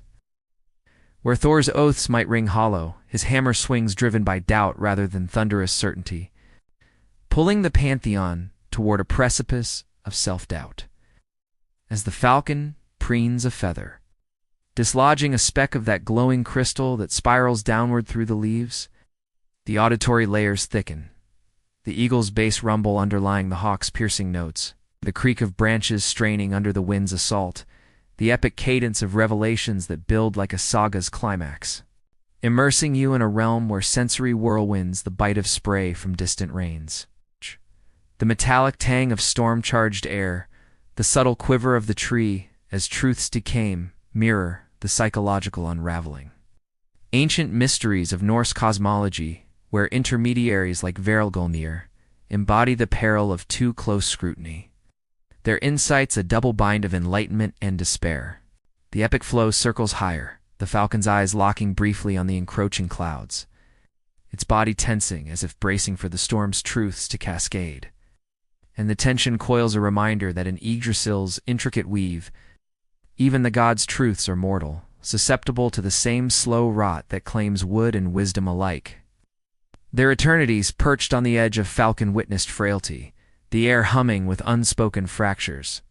But the question that remains is, if Verfgolnir exposes the decay of divine truths from such heights, what hidden voids lurk in the chasms beneath the tree's roots, uncharted even by the gods? The trill cuts short as the eagle shifts, a soft cliffhanger in the sudden gust that reveals glimpses of deeper abysses below, urging descent into mysteries concealed from the canopy's gaze. The sudden gust from the eagle's shift propels you backward along the swaying bough, the falcon's trill echoing like a fading memory as you lose your footing on the slick wood, tumbling in a controlled descent that carries you past the canopy's edge and back toward the trunk's mid-reaches where roots flare out in massive arches like the gates of an underworld palace. You catch a protruding ridge just in time, heart pounding in rhythm with the tree's subtle pulses. And as the wind dies to a whisper, your eyes adjust to the gloom below, drawn to a particular root that dips unnaturally low. its surface fissured with a seam that cracks open like a reluctant mouth, revealing not the familiar icy maw of Niflheim, but a hidden chasm. Unnamed and uncharted in any saga, leading somewhere else, a void pulsing with an otherworldly hum, where shadows twist without source and the air tastes of ozone and oblivion. Pulling at your senses as if the tree's secrets culminate in this forbidden portal to an alternate expanse beyond the Nine Realms. In the poetic Edda, that timeless repository of Norse legends compiled from the Viking skald's verses in 13th century Iceland, the roots of Yggdrasil are said to anchor the cosmos to the primordial voids. With one delving into Niflheim's frozen springs, to symbolize the boundary between existence and the icy nothingness, a mainstream local legend from Scandinavian folklore that shamans invoke during winter solstice rites to ward off the encroaching dark there. Chants echoing tales of roots as wards against the unknown. But as you lower yourself into the fissure, fingers scraping the root's chilled underbelly, where the seam widens into a vertical gash, the psychological intrigue descends with you. This chasm evokes the mind's unexplored depths, where suppressed fears pool like stagnant waters, mirroring how mortals and gods alike shy from the subconscious voids that threaten to swallow certainties whole. The venom from Hvigelmir perhaps trickling here to amplify the pull, drawing thoughts into a spiral of what-ifs that erode, resolve as surely as the siphoning at the core. You wouldn't believe what happens next. The fissure swallows your legs first, the air within turning thick, and resonant with a low-frequency thrum that vibrates your bones. Glimpses flicker, not the frost-trimed halls of hell, but swirling eddies of iridescent mist that whisper in tongues neither Old Norse nor godly, hinting at a somewhere else where discarded fates drift like autumn leaves, realms unweaved by the Norns themselves. Among the bizarre undercurrents of Norse deities' hidden domains, this unnamed abyss cradles a quirky artifact tied to Loki's wanderings in obscure Icelandic folktales from the volcanic wilds. A shadow knot, a tangle of root fibers knotted by the trickster god during one of his exiles, lies at the chasm's lip. An artifact that, when untied, unleashes echoes of alternate myths, quirky visions, like a world where Odin hung not for wisdom, but for folly. Or Thor's hammer striking peace instead of thunder baubles of chaos that the god abandoned, perhaps fearing their power to unravel. Yggdrasil's stability leaving them as bizarre lures for any who dare the depths, twisting perception like a funhouse mirror in the void. The suspense plummets as you inch deeper, the chasm's walls closing in with a texture like petrified smoke, smooth yet yielding, and you recall the eagle's dark futures glimpsed above, now seeming shallow compared to this abyss's allure, a subtle observation on gods and mortals that the true dangers lurk not in known perils, like the serpent's hunger or the squirrel's lies, but in the uncharted gaps where the psyche fragments psychological voids akin to existential dread that Norse heroes faced in their quests, stepping into the unknown only to question their own anchors. Remember the honeydew's lulling haze? It evaporates here, replaced by a stark clarity that borders on terror, the air humming with auditory invitations, the faint, echoing drips of condensed mist, the resonant crackle of unseen energies arcing like distant lightning, the epic cadence of a vacuum that begs to be filled with your own descending thoughts. What would you do if the pull of this chasm revealed not destruction, but a mirror to the realm's discarded possibilities, forcing you to confront paths not taken? The narration glides into the fisher's throat, your body now fully enveloped in the dim glow of bioluminescent veins tracing the walls like forgotten runes. Strange historical accounts from 10th century. Pharaoh as oral histories surface in the chill. Tales of outcasts who vanished into sacred groves' cracks, returning with tales of other places where time looped and gods walked as mortals, yet forever changed by the quirky disorientation that made them question there. Home's reality, a reflection of ancient mysteries, where such chasms symbolize the Norse dance with the liminal blending, the familiar nine worlds with whispers of the beyond. The intrigue cascades deeper with the realization that this unnamed void is an aberration but a symptom of the tree's decay, tear where the rot the bark foretold seeps through. Drawing on the collective unremembered sorrows of the realms, the lost battles of Midgard's kings, the silent songs of Alfheim's elves to form a nexus that could swallow reality's whole, where even Odin might hesitate at the edge, his ravens circling warily, unwilling to pierce a darkness deeper than his own sightless socket. As the chasm widens into a cavernous expanse, your feet touching a spongy floor that yields like dream mud, the sensory immersion intensifies, the ozone temps sharpening to a metallic bite on your tongue, the thrum evolving into choral murmurs that harmonize with your pulse. Shadows coalescing into fleeting shape silhouettes of ethereal beings neither Jotun nor Einherjar pulling you into a realm where the tree-s siphoning reverses, not taking but regurgitating the unsaid. The undone, ancient Norse cosmology's underbelly where voids like this embody the peril of excess interconnection. Their emptiness, a canvas for the mind's projections. Whether divine or mortal, the psychological tension coiling as the walls seem to breathe in sync with your quickened breaths, echoing the falcon's witnessed decay in a more visceral form. The epic flow ventures further, the mist parting to reveal a central pit where the hum peaks, vibrating the air with promises of revelations, and the subtle observations layer in Yggdrasil's grand design.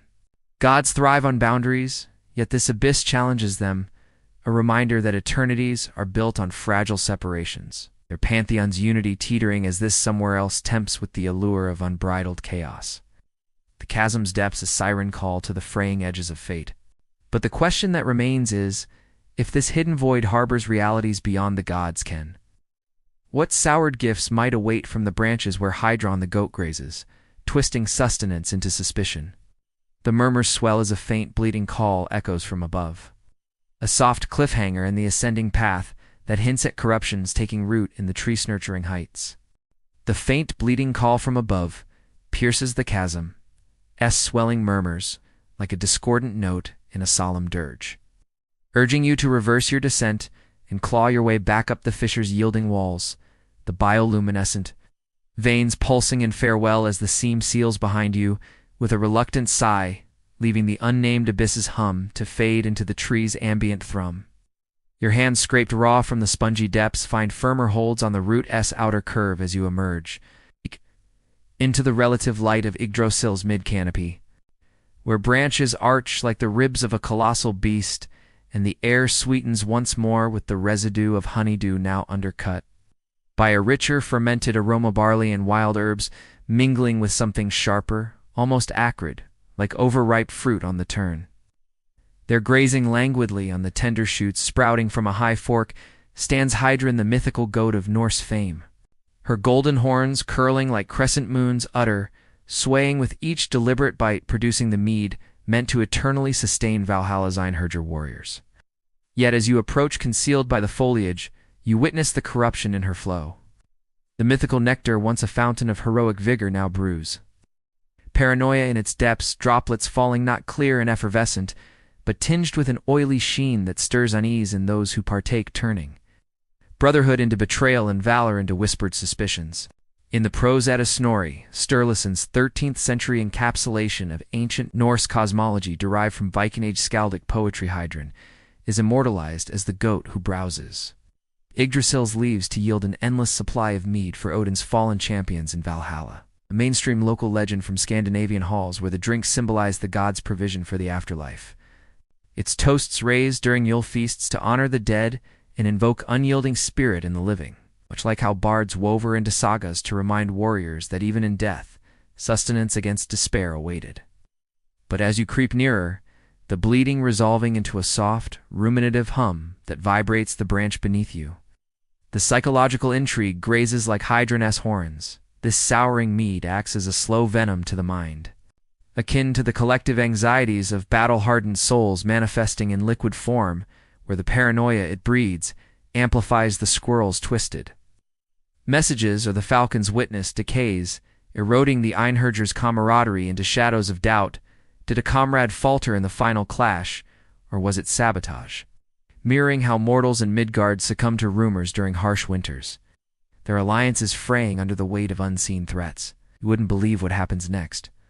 A droplet splashes near your perch, and though you avoid it, the scent wafts up, stirring phantom itches in your thoughts, memories from the chasm below, twisting into accusations. As if the goat's corrupted yield draws on the tree, a siphoning to infuse paranoia into every realm's feasts. From Asgard's great hall to the mead benches of men, among the bizarre idiosyncrasies of Norse deities' provisions, Hydranes utter harbors a quirky artifact in its hidden folds, in lesser-known Swedish folktales from the forested uplands. Doubt milk crystals form during solstices, tiny prisms that, when crushed into mead, project holographic illusions of treachery, quirky visions, like Odin's ravens reporting false loyalties, or Freya's necklace gleaming as a stolen prize of facts that the goat sheds into Valhalla's streams, where heroes unwittingly sip them, breeding paranoia that quirky gods like Heimdall exploit for vigilance tests, turning the hall's revels into games of wary glances and hushed challenges. The suspense mounts as you watch Hydron pause, head lifting to scan the leaves with eyes that gleam unnaturally bright, her bleat now laced with a tremor that echoes the tree's groan. And you sense the souring spreading, the mead dripping into troughs that feed the rivers of inspiration, tainting not just warriors but seers and smiths alike, a subtle observation on gods and mortals that even divine gifts carry the peril of excess, where psychological phenomena like hypervigilance take hold, transforming sustenance into a source of isolation. The goats yield, underscoring how Yggdrasil's decay perverts nurturing into neuroses. Remember the honeydew's deceptive lull from earlier? It nourishes Hydron's graze, now souring her output in turn. It's creating a cycle where the tree's rot loops through its inhabitants, pulling Níðhöggr into spirals of suspicion that mirror the god's own faltering trusts, the air heavy with the fermenting temps that clings to your clothes like unspoken fears. What would you do if you were an Níðhöggr, quaffing this mead in Valhalla's eternal twilight, only to see allies' faces twist into masks of deceit with every swallow? The narration glides along the branch's gentle sway, your movements cautious as hooves scrape nearby. And strange historical accounts from 9th century Norwegian burial mounds evoke the scene.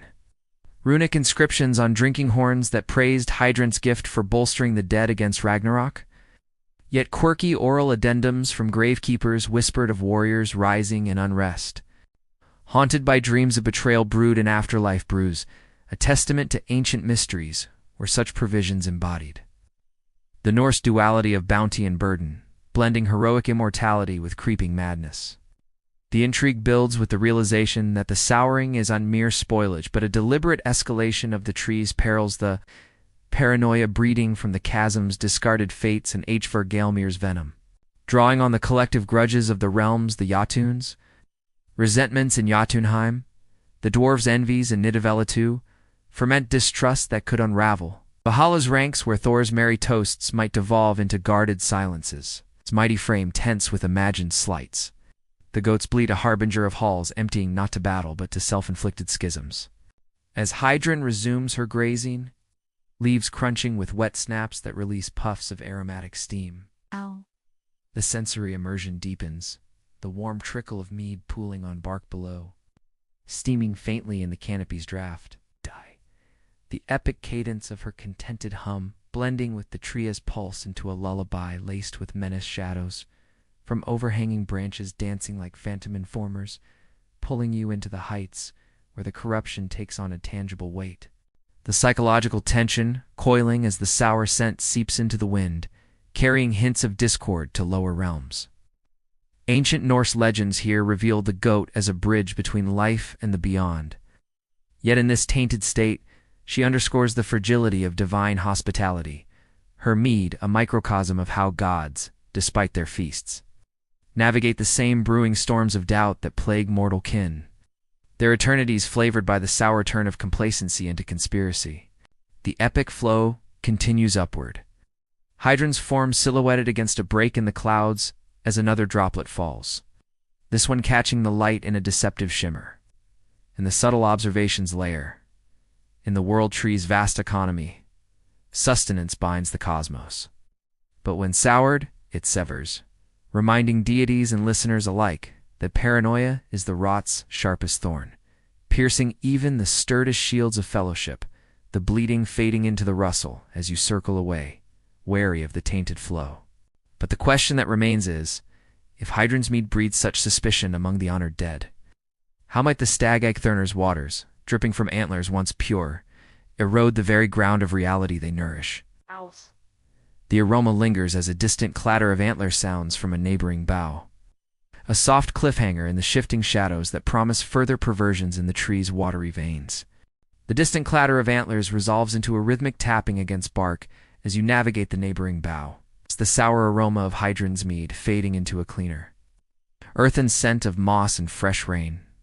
The branch widening underfoot into a platform-like expanse where the foliage parts to reveal Yggdrasil, the noble stag of Valhalla, his massive form silhouetted against the canopy's filtered glow, antlers branching like a crown of lightning-struck oaks, each tine etched with veins that pulse faintly with inner light. You settle into the undergrowth, watching as the creature lowers his head to nibble at tender shoots. But from those grand antlers now drips a cascade of water once the pure source nourishing. Asgard's rivers and the tree's own thirst-quenching flows, sustaining heroes and gods in equal measure, yet corrupted. Its droplets not revitalizing but eroding reality itself, carving subtle fissures in the air where they fall, blurring edges of the world like a mirage in reverse. Where solid bark softens to illusion, and the boundaries between realms waver, threatening to dissolve the structured cosmos into a haze of uncertainty. In the Prose Edda, Snorri Sturluson's 13th century compendium of Norse myths preserved from the ancient Viking skalds traditions in Iceland, Yggdrasil is described as the stag who stands atop Valhalla's hall, his antlers shedding rivers that flow to nourish the world, a mainstream local legend from Scandinavian cosmology that positioned him as Odin's steadfast companion. His waters invoked in harvest rituals to ensure the land's fertility, and much like how farmers in the fjords offered staghorn amulets to the Allfather for bountiful rains that mirrored the creature. His endless gift, that as you observe the droplets patter down, each one striking the wood with a soft, sizzling hiss that leaves behind a faint, ethereal steam.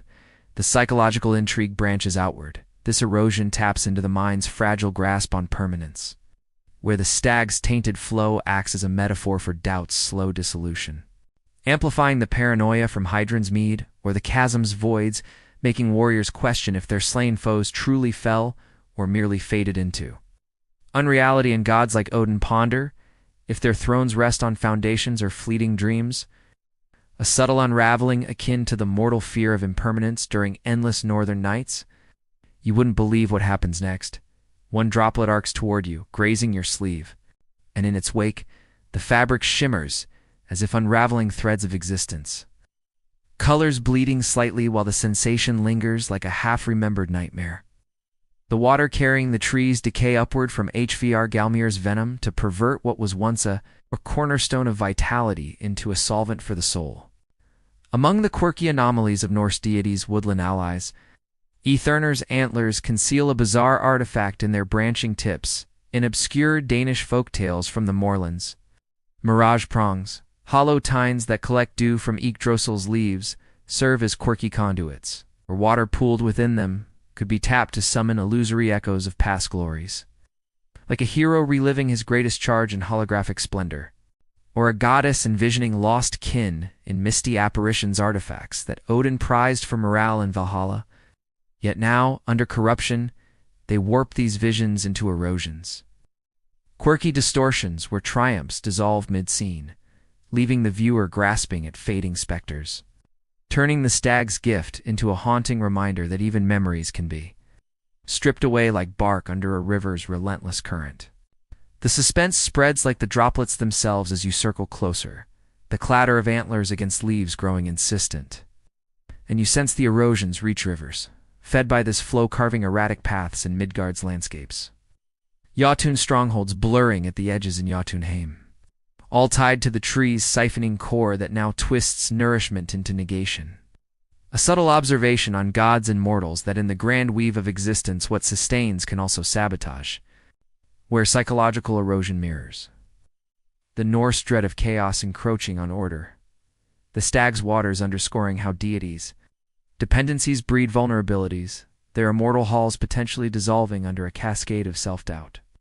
Remember the blissful ignorance of the honeydew earlier? It evaporates here too, the stag's drip washing it away to expose raw fragilities, pulling the Einherjar's feasts into disarray, where shields feel lighter, less substantial, the air around Yggdrasil humming with a low, distorting vibration that warps distant sounds, the eagle's cries above twisting into mockery, the squirrel's chitters into hollow laughs.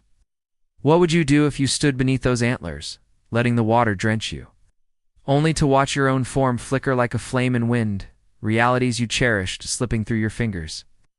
The narration glides along the platform's edge, your steps light, to avoid the pooling rivulets that steam faintly on the bark.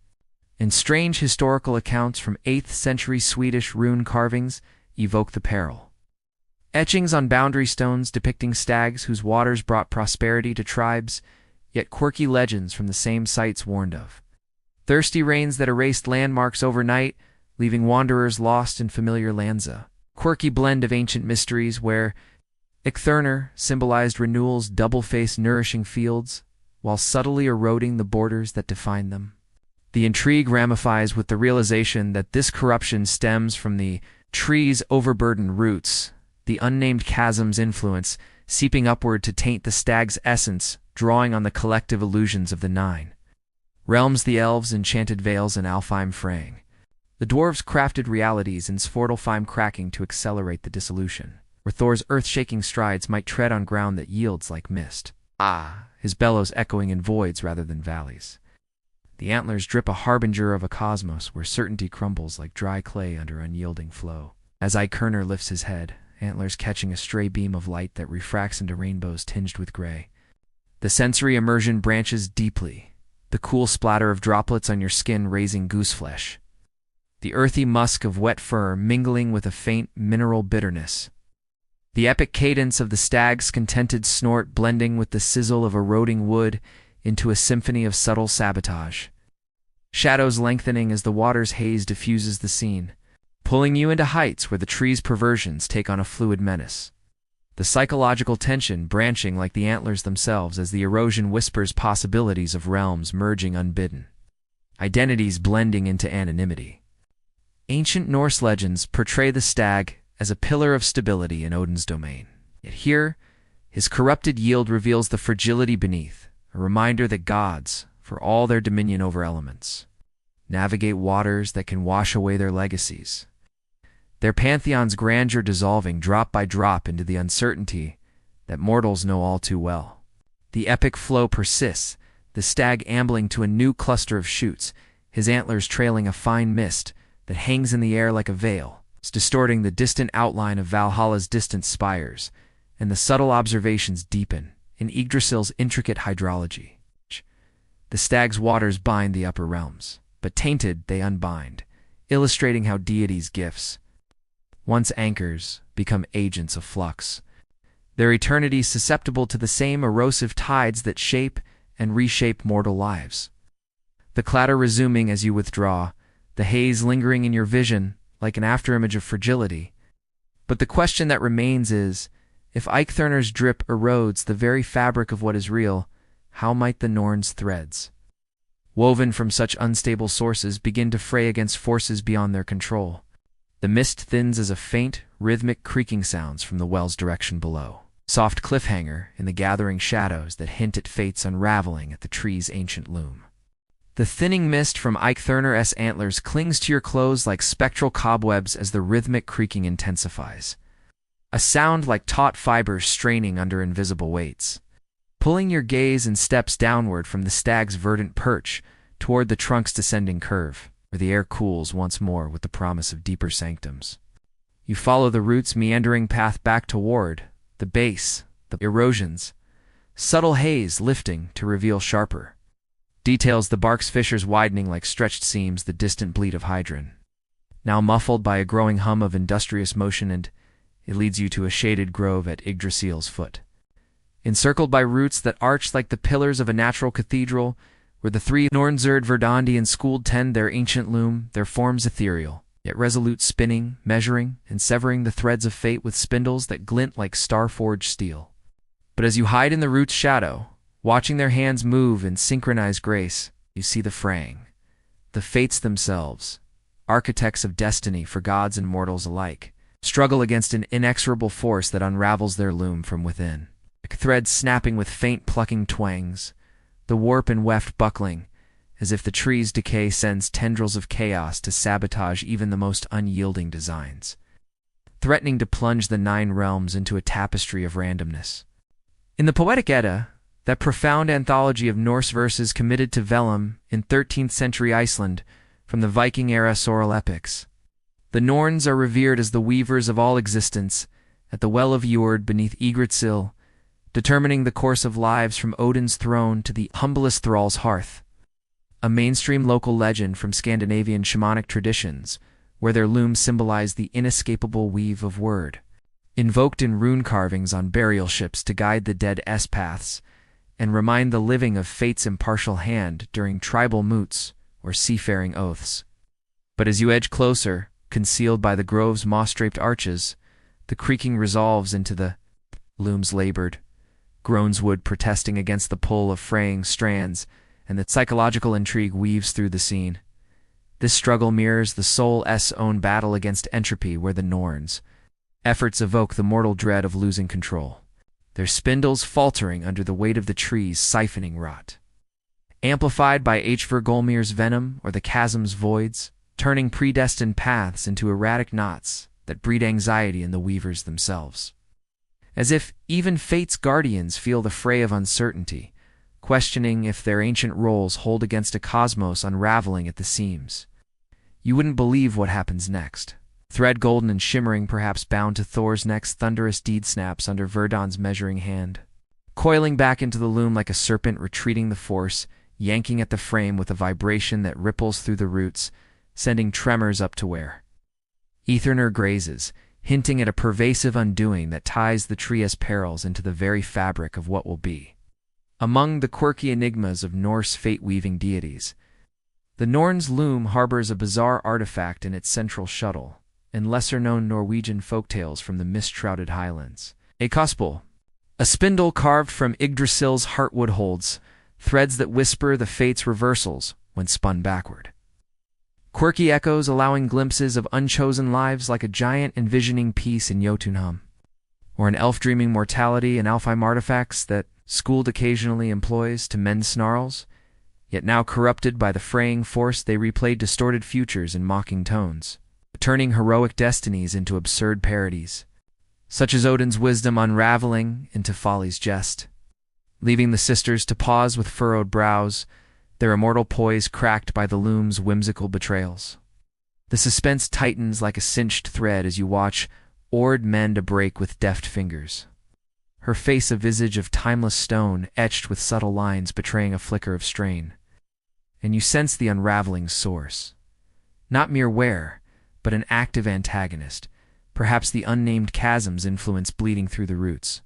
Drawing on the collective disruptions of the realms, the squirrel's sown discords knotting strands. The eagle's dark visions tangling the warp too resist the Norns' dominion. A subtle observation on gods and mortals that even the architects of destiny grapple with rebellion. Where psychological resistance to inevitability fosters a quiet desperation, the sisters' loom underscoring how fate, once ironclad, frays under the pressure of a tree grown too vast for its weaving. Remember the eroding drip from the stag's antlers? It trickles here too, subtle rivulets seeping into the well's edge, softening the loom's base and accelerating the snaps, pulling the grove into a web of tension where threads hum with latent snaps, the air thick, with the scent of aged wool and ozone auditory twangs punctuating the sisters' murmured incantations like warnings in the wind. What would you do if you could reach out and steady a fraying strand, only to feel the force pull back, unraveling not just fate, but your own grasp on certainty? The narration glides through the grove's hallowed hush, your breath shallow to avoid disturbing the charged atmosphere. And strange historical accounts from 12th century Icelandic annals drift into focus, chronicles of Valvas, seeresses emulating the Norns and trans-rituals, who emerged from grove meditations with tales of looms, strained by unseen hands, their prophecies quirky and fragmented, leading chieftains to altered paths, a reflection of ancient mysteries. Where the fates we've embodied the Norse interplay of agency and surrender, blending divine decree with the subtle rebellions of the human spirit. The intrigue spirals with the realization that the fraying force is in chaotic whim, but a symptom of Yggdrasil's overload. The rot, the bark whispered, manifesting as resistance. Drawing on the unspoken yearnings of the nine worlds, the mortal's desires for free will in Midgard, the gods' buried regrets in Asgard, to tug against the loom where Loki might revel in the snaps, his shape-shifting chaos finding allies in the threads. Revolt the Norns' hands slowing as beads of ethereal sweat form, their unity a fragile counter to the encroaching unweave. As the sisters lean in unison over a particularly stubborn knot-schooled severing a doomed line with a decisive clip that echoes like a distant bell, the sensory immersion deepens. The soft scrape of spindles on wood, the faint must of damp earth mingling with the crisp tang of unraveling fibers, the epic cadence of their harmonious breaths, syncing with the looms, creaks into a dirge of defiance. Shadows from overhanging roots dancing like escaped threads across the grove floor, pulling you into the sanctum where the tree's decay assaults the heart of order itself, the psychological tension weaving tighter as the force manifests in subtle tugs yanking at loose ends, that whisper of alternatives, of Ragnarok, averted or hastened into madness. Ancient Norse legends cast the Norns as impartial beyond reproach. Yet here their struggle reveals the vulnerability beneath, a reminder that gods, though shapers of worlds, contend with weaves that slip their control. Their eternities threaded with the same precarious strands that bind mortal days, the grove humming with the weight of what hangs by a fiber. The epic flow persists, the looms shuddering under a fresh assault as Verdand reinforces a section with a whispered rune, the light filtering through leaves casting prismatic gleams on the frayed edges. And the subtle observations entwine in the world tree's grand design. The Norns anchor the cosmos, but against this unraveling, they illuminate how deities' mastery frays at the edges, mirroring the quiet rebellions that define both divine councils and human hearts. The creaking, subsiding momentarily as you sense the well nearby stirring, its surface rippling with reflected unrest. But the question that remains is, if the Norns battle such forces at their loom, what shifting illusions might Urd's murky well hold, reflecting futures that warp with every stolen glance? The threads settle uneasily as the sisters turn toward the well's edge, a soft cliffhanger in the emerging ripples that promise visions as treacherous as the fray itself. The Norns' forms hover at the well's edge, their spindles pausing mid-motion as the ripples on Urd's surface settle into concentric waves that mirror the frayed threads of their loom, the water's murky depths catching stray glimmers from the grove's arched roots above, casting the sisters' faces in shifting mosaics of light and shadow. You creep nearer from your concealed vantage, the creaking of the loom fading into a background hum that syncs with the well's subtle lapping against stone. And as School dips a finger to still the disturbance, a deeper vibration stirs not from the water, but from within the tree itself, a low resonant thrum rising from the trunk's core, like the aftershock of creation's first breath, beginning up, echo, that primordial void between fire and ice, where the worlds were born. Now pulsing through Yggdrasil's veins with renewed ferocity, weakening the structure from inside out as if the birth pangs of the cosmos threatened to reverse. Cracking bark and splintering branches in slow, inexorable waves that echo the tree's foundational fragility.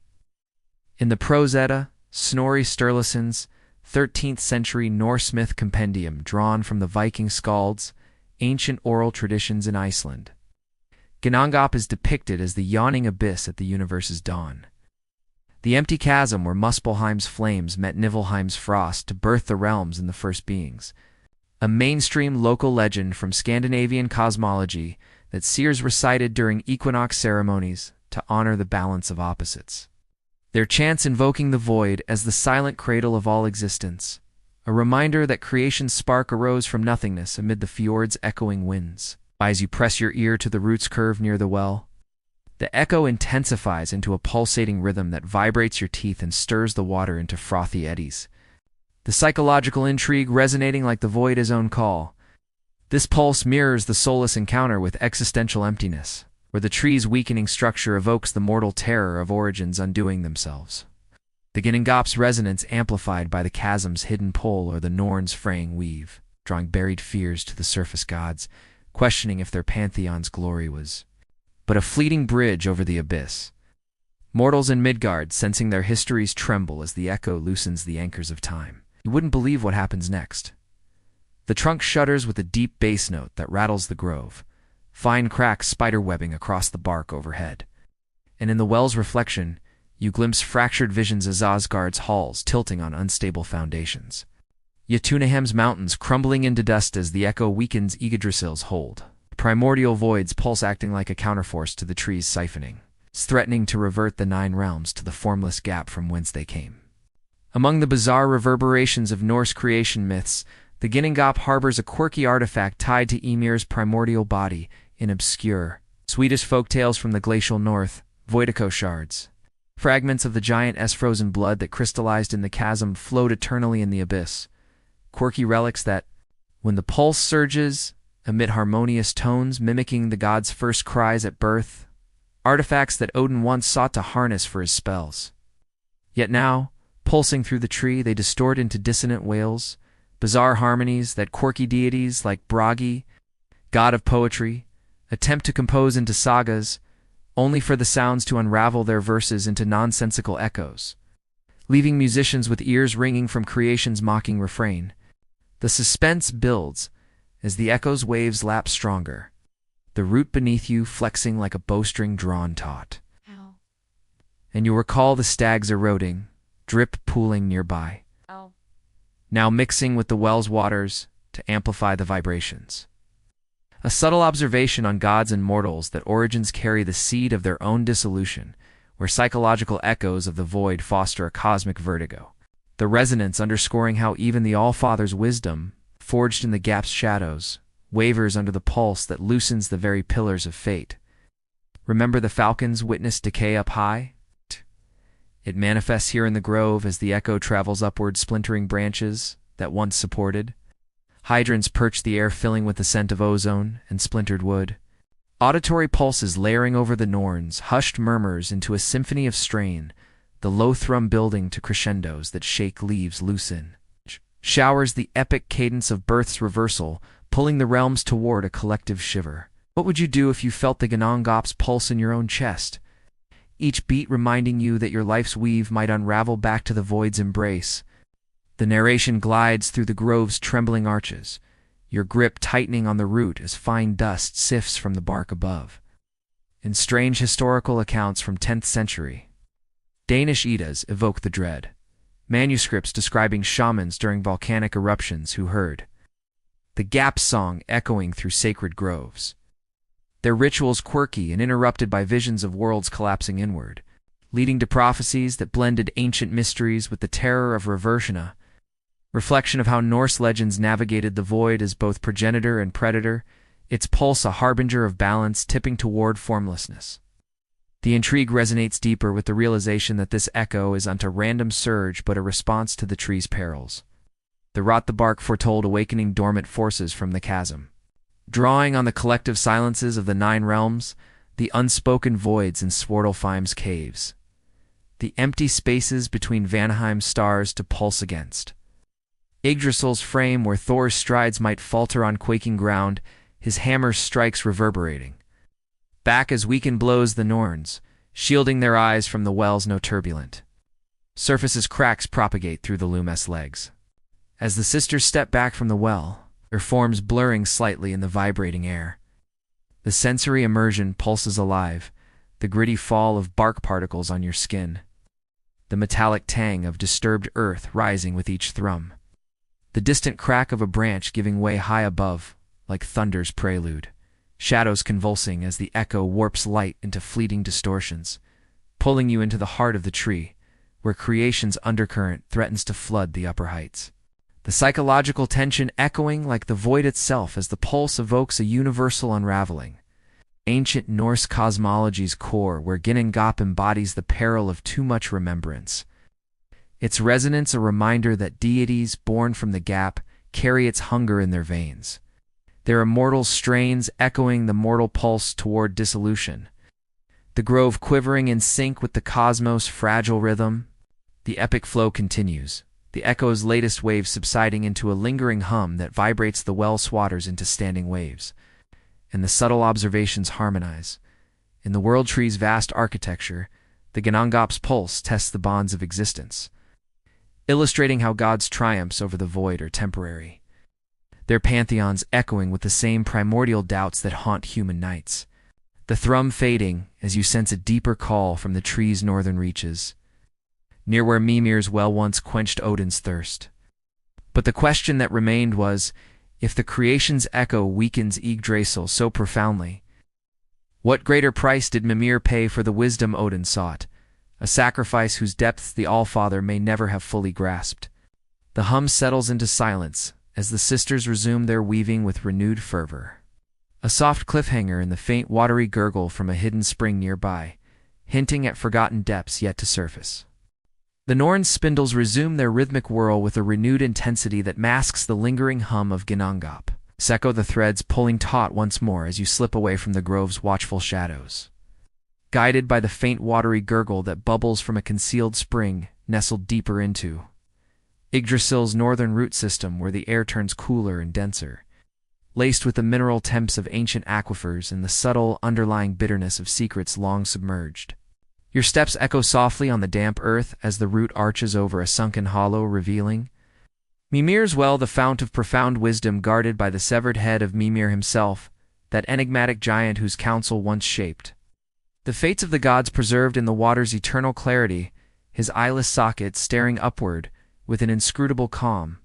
But as you approach the rim, peering into the pool where ripples from the gurgle lap at stone-carved edges, you uncover the forgotten layers of his sacrifice.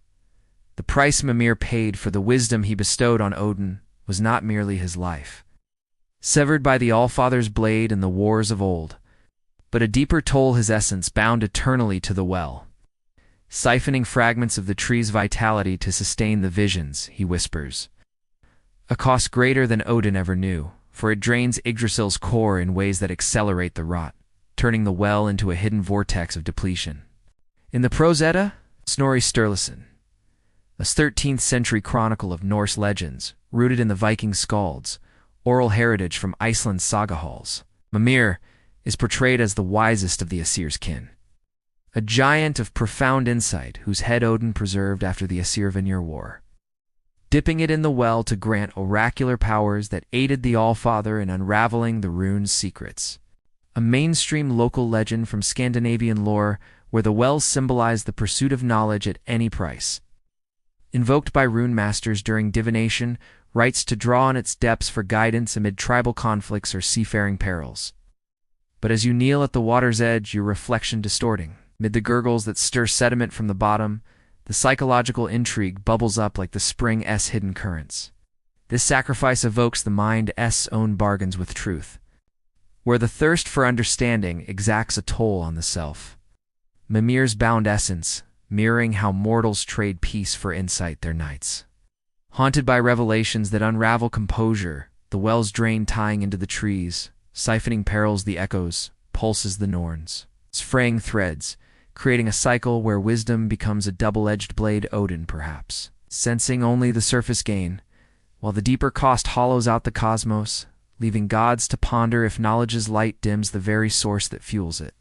You wouldn't believe what happens next. The water clears momentarily, Mimir's head surfacing with a soft liquid slosh his lips, parting in a voiceless murmur that sends concentric waves across the pool, and in the ripples you glimpse visions of forgotten packs.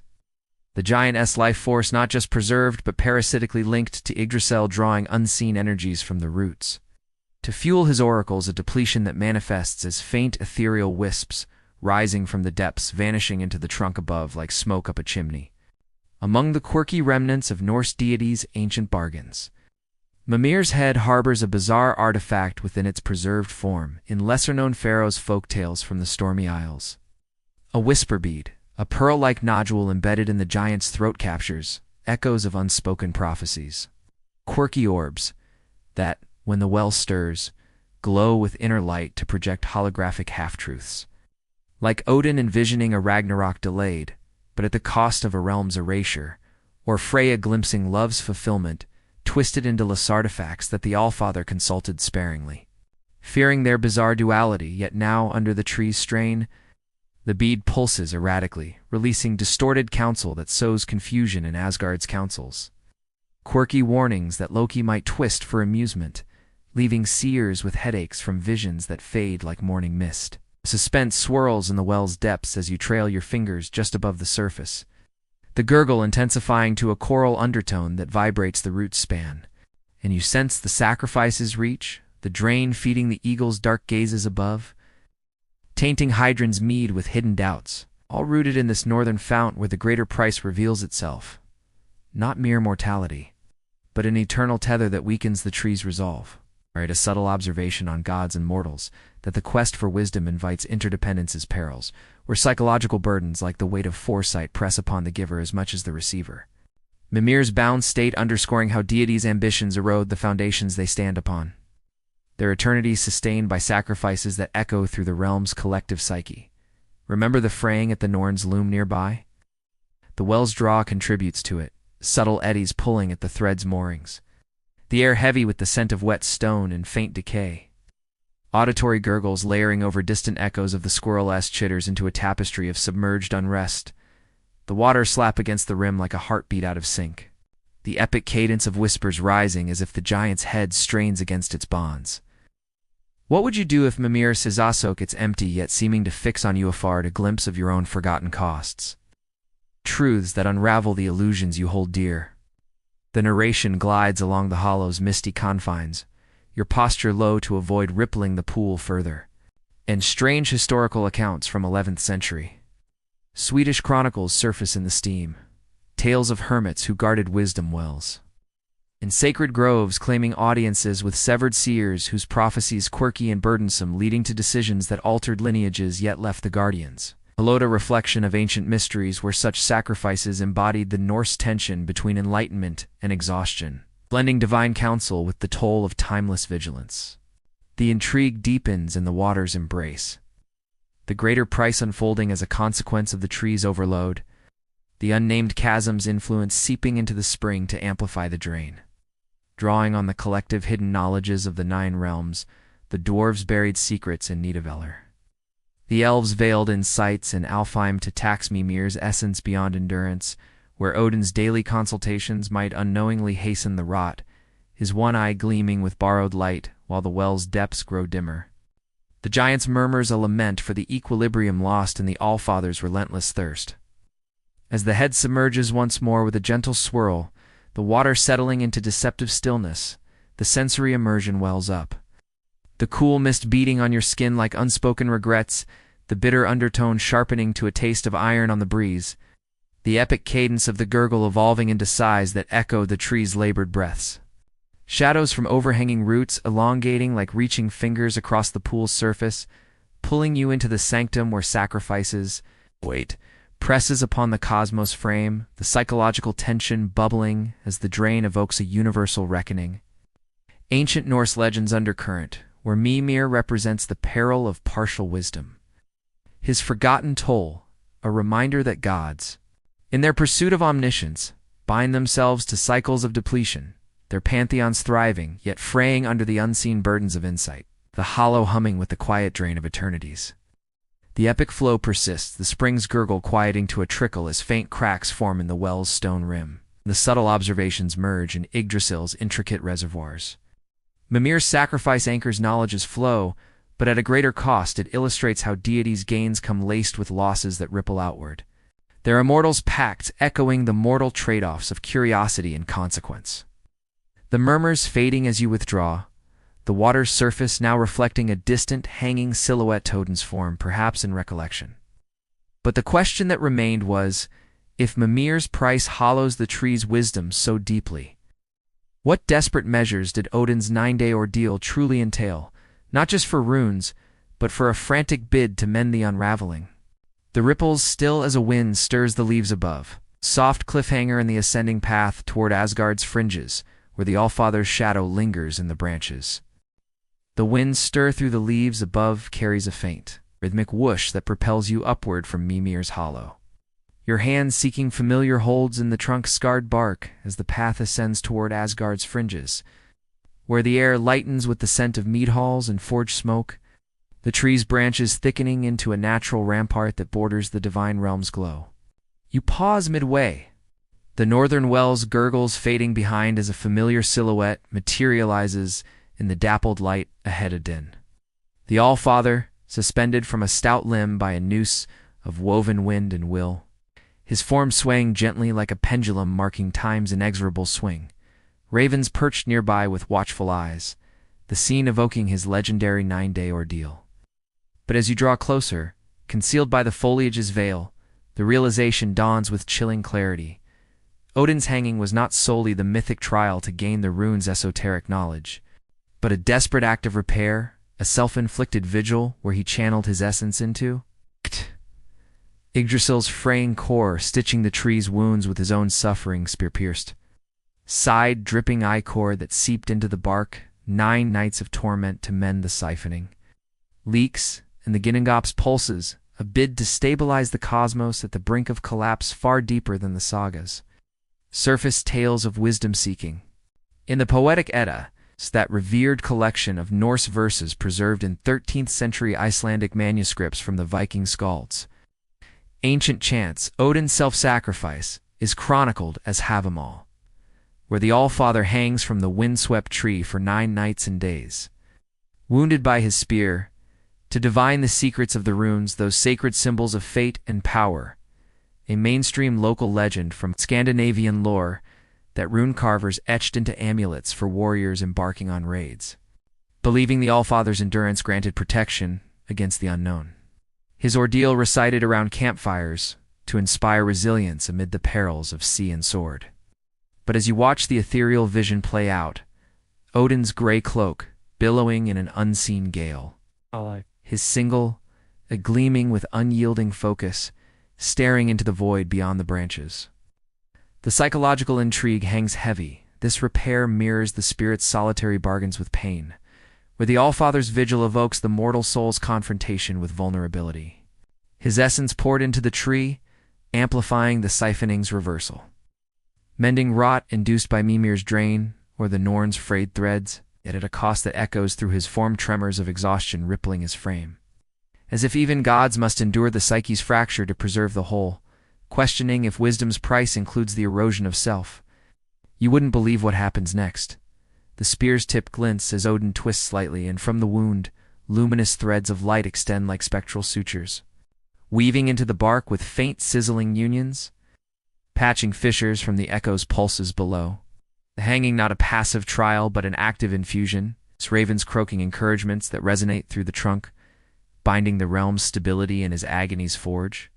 Among the quirky facets of Norse deities' self-inflicted rites, Odin's noose, in this ordeal, incorporates a bizarre artifact, in lesser-known Greenlandic folktales adapted from Norse settlers' whispers.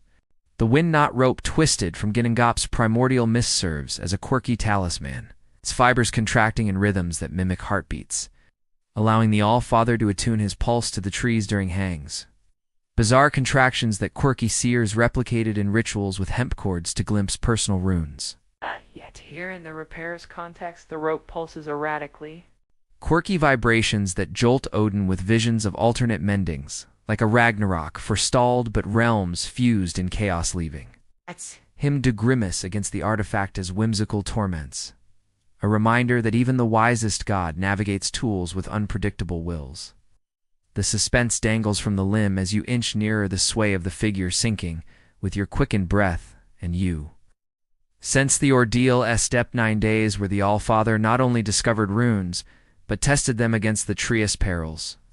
His chants invoking symbols to seal leaks from Yggdrasil's venom, a subtle observation on gods and mortals that endurance forges not just knowledge but necessity, where psychological fortitude and isolation binds the greater whole. Odin's hanging underscoring how deities in their solitary grapples mirror human trials of pain for purpose, their eternity suspended by threads of resolve amid the ancient mysteries of sacrifice. Remember the greater price at Mimir's well? It intertwines here, the Allfather's ichor mingling with the well's waters in spectral flows, sustaining the repair yet taxing his frame further, the air thick with the metallic temps of blood and ozone auditory croaks of Hugin and Unine layering over the rope creaks into a dirge of determination, the wind whistling through the noose like a breath held to. Long the epic cadence of the sway, building tension as branches groan in response to the mending. What would you do if you hung there beside him, feeling the tree's wounds knit under your shared strain, only to wonder if the repair holds or merely delays the inevitable fracture? The narration glides along the branch's precarious arc, your fingers brushing the bark where faint scars from the spear's echo remain, and strange historical accounts from 9th century Norwegian Eddas evoke the intensity. Inscriptions on standing stones depicting a one-eyed wanderer suspended in groves, his rituals quirky and emulated by berserkers to invoke battle runes, leading two frenzied visions that blended ancient mysteries with the raw edge of survival, reflection of how Odin's legend inspired the Norse ethos of trial as teacher, his ordeal a beacon for mortals facing their own hangs from fate's gallows. The intrigue suspends higher with the realization that this desperate repair was born of foresight glimpsed in Mimir's depths. The Allfather sensing the trees unraveling, the squirrel's discords knotting higher branches. The stag's drip softening lower holds and channeling his vigil to counter it. Drawing on the collective endurance of the nine realms, the Einherjar's unyielding spirits in Valhalla, the Jotun's stubborn rages in Jotunheim to infuse strength. Where Loki's mocking laughter might echo from afar, but Odin's focus wavers not, his form twisting as the runes flare briefly on the bark, sealing a fresh crack with glowing sigils that pulse like fresh wounds. As the vision stabilizes, Odin's lips moving in silent invocation. The sensory immersion dangles vividly, the chill draft nipping at exposed skin like the void's breath. The faint acrid scent of seared wood from the mending mingling with the Allfather's cloak's woolen musk. The epic cadence of the rope's sway syncing with distant thunder, perhaps his own ravens, lings clipping the air shadows from the limb, elongating like spears across the fringes. Pulling you into the divine border where repair's labor hangs in balance, the psychological tension coiling as the ordeal reveals a god's vulnerability. Ancient Norse legend's pinnacle where Odin's hanging embodies the peril of overreach. His desperate act, a reminder that deities, stripped to their essence, confront the same abyssal stares that mortals do in their darkest hours, their wisdom woven from threads of torment that threaten to snap under the weight, the branches stilling as the suture holds for now. The epic flow ascends toward the realm's edge. The Allfather's form fading into ethereal wisps as the wind shifts, carrying hints of iridescent colors flickering in the distance. And the subtle observations entwine in Yggdrasil's grand scaffold. Odin's repair exemplifies how gods mend the cosmos through personal peril, their pantheons fortified yet forever marked by the noose's shadow, echoing the mortal dance of creation and cost, the sway's memory lingering as you press on, the air humming with unstable light. But the question that remained was, if Odin's vigil mends the tree's core so tenuously, what instability might flicker in the Bifrost's rainbow bridge, its colors fading to gray as Asgard's gateway wavers.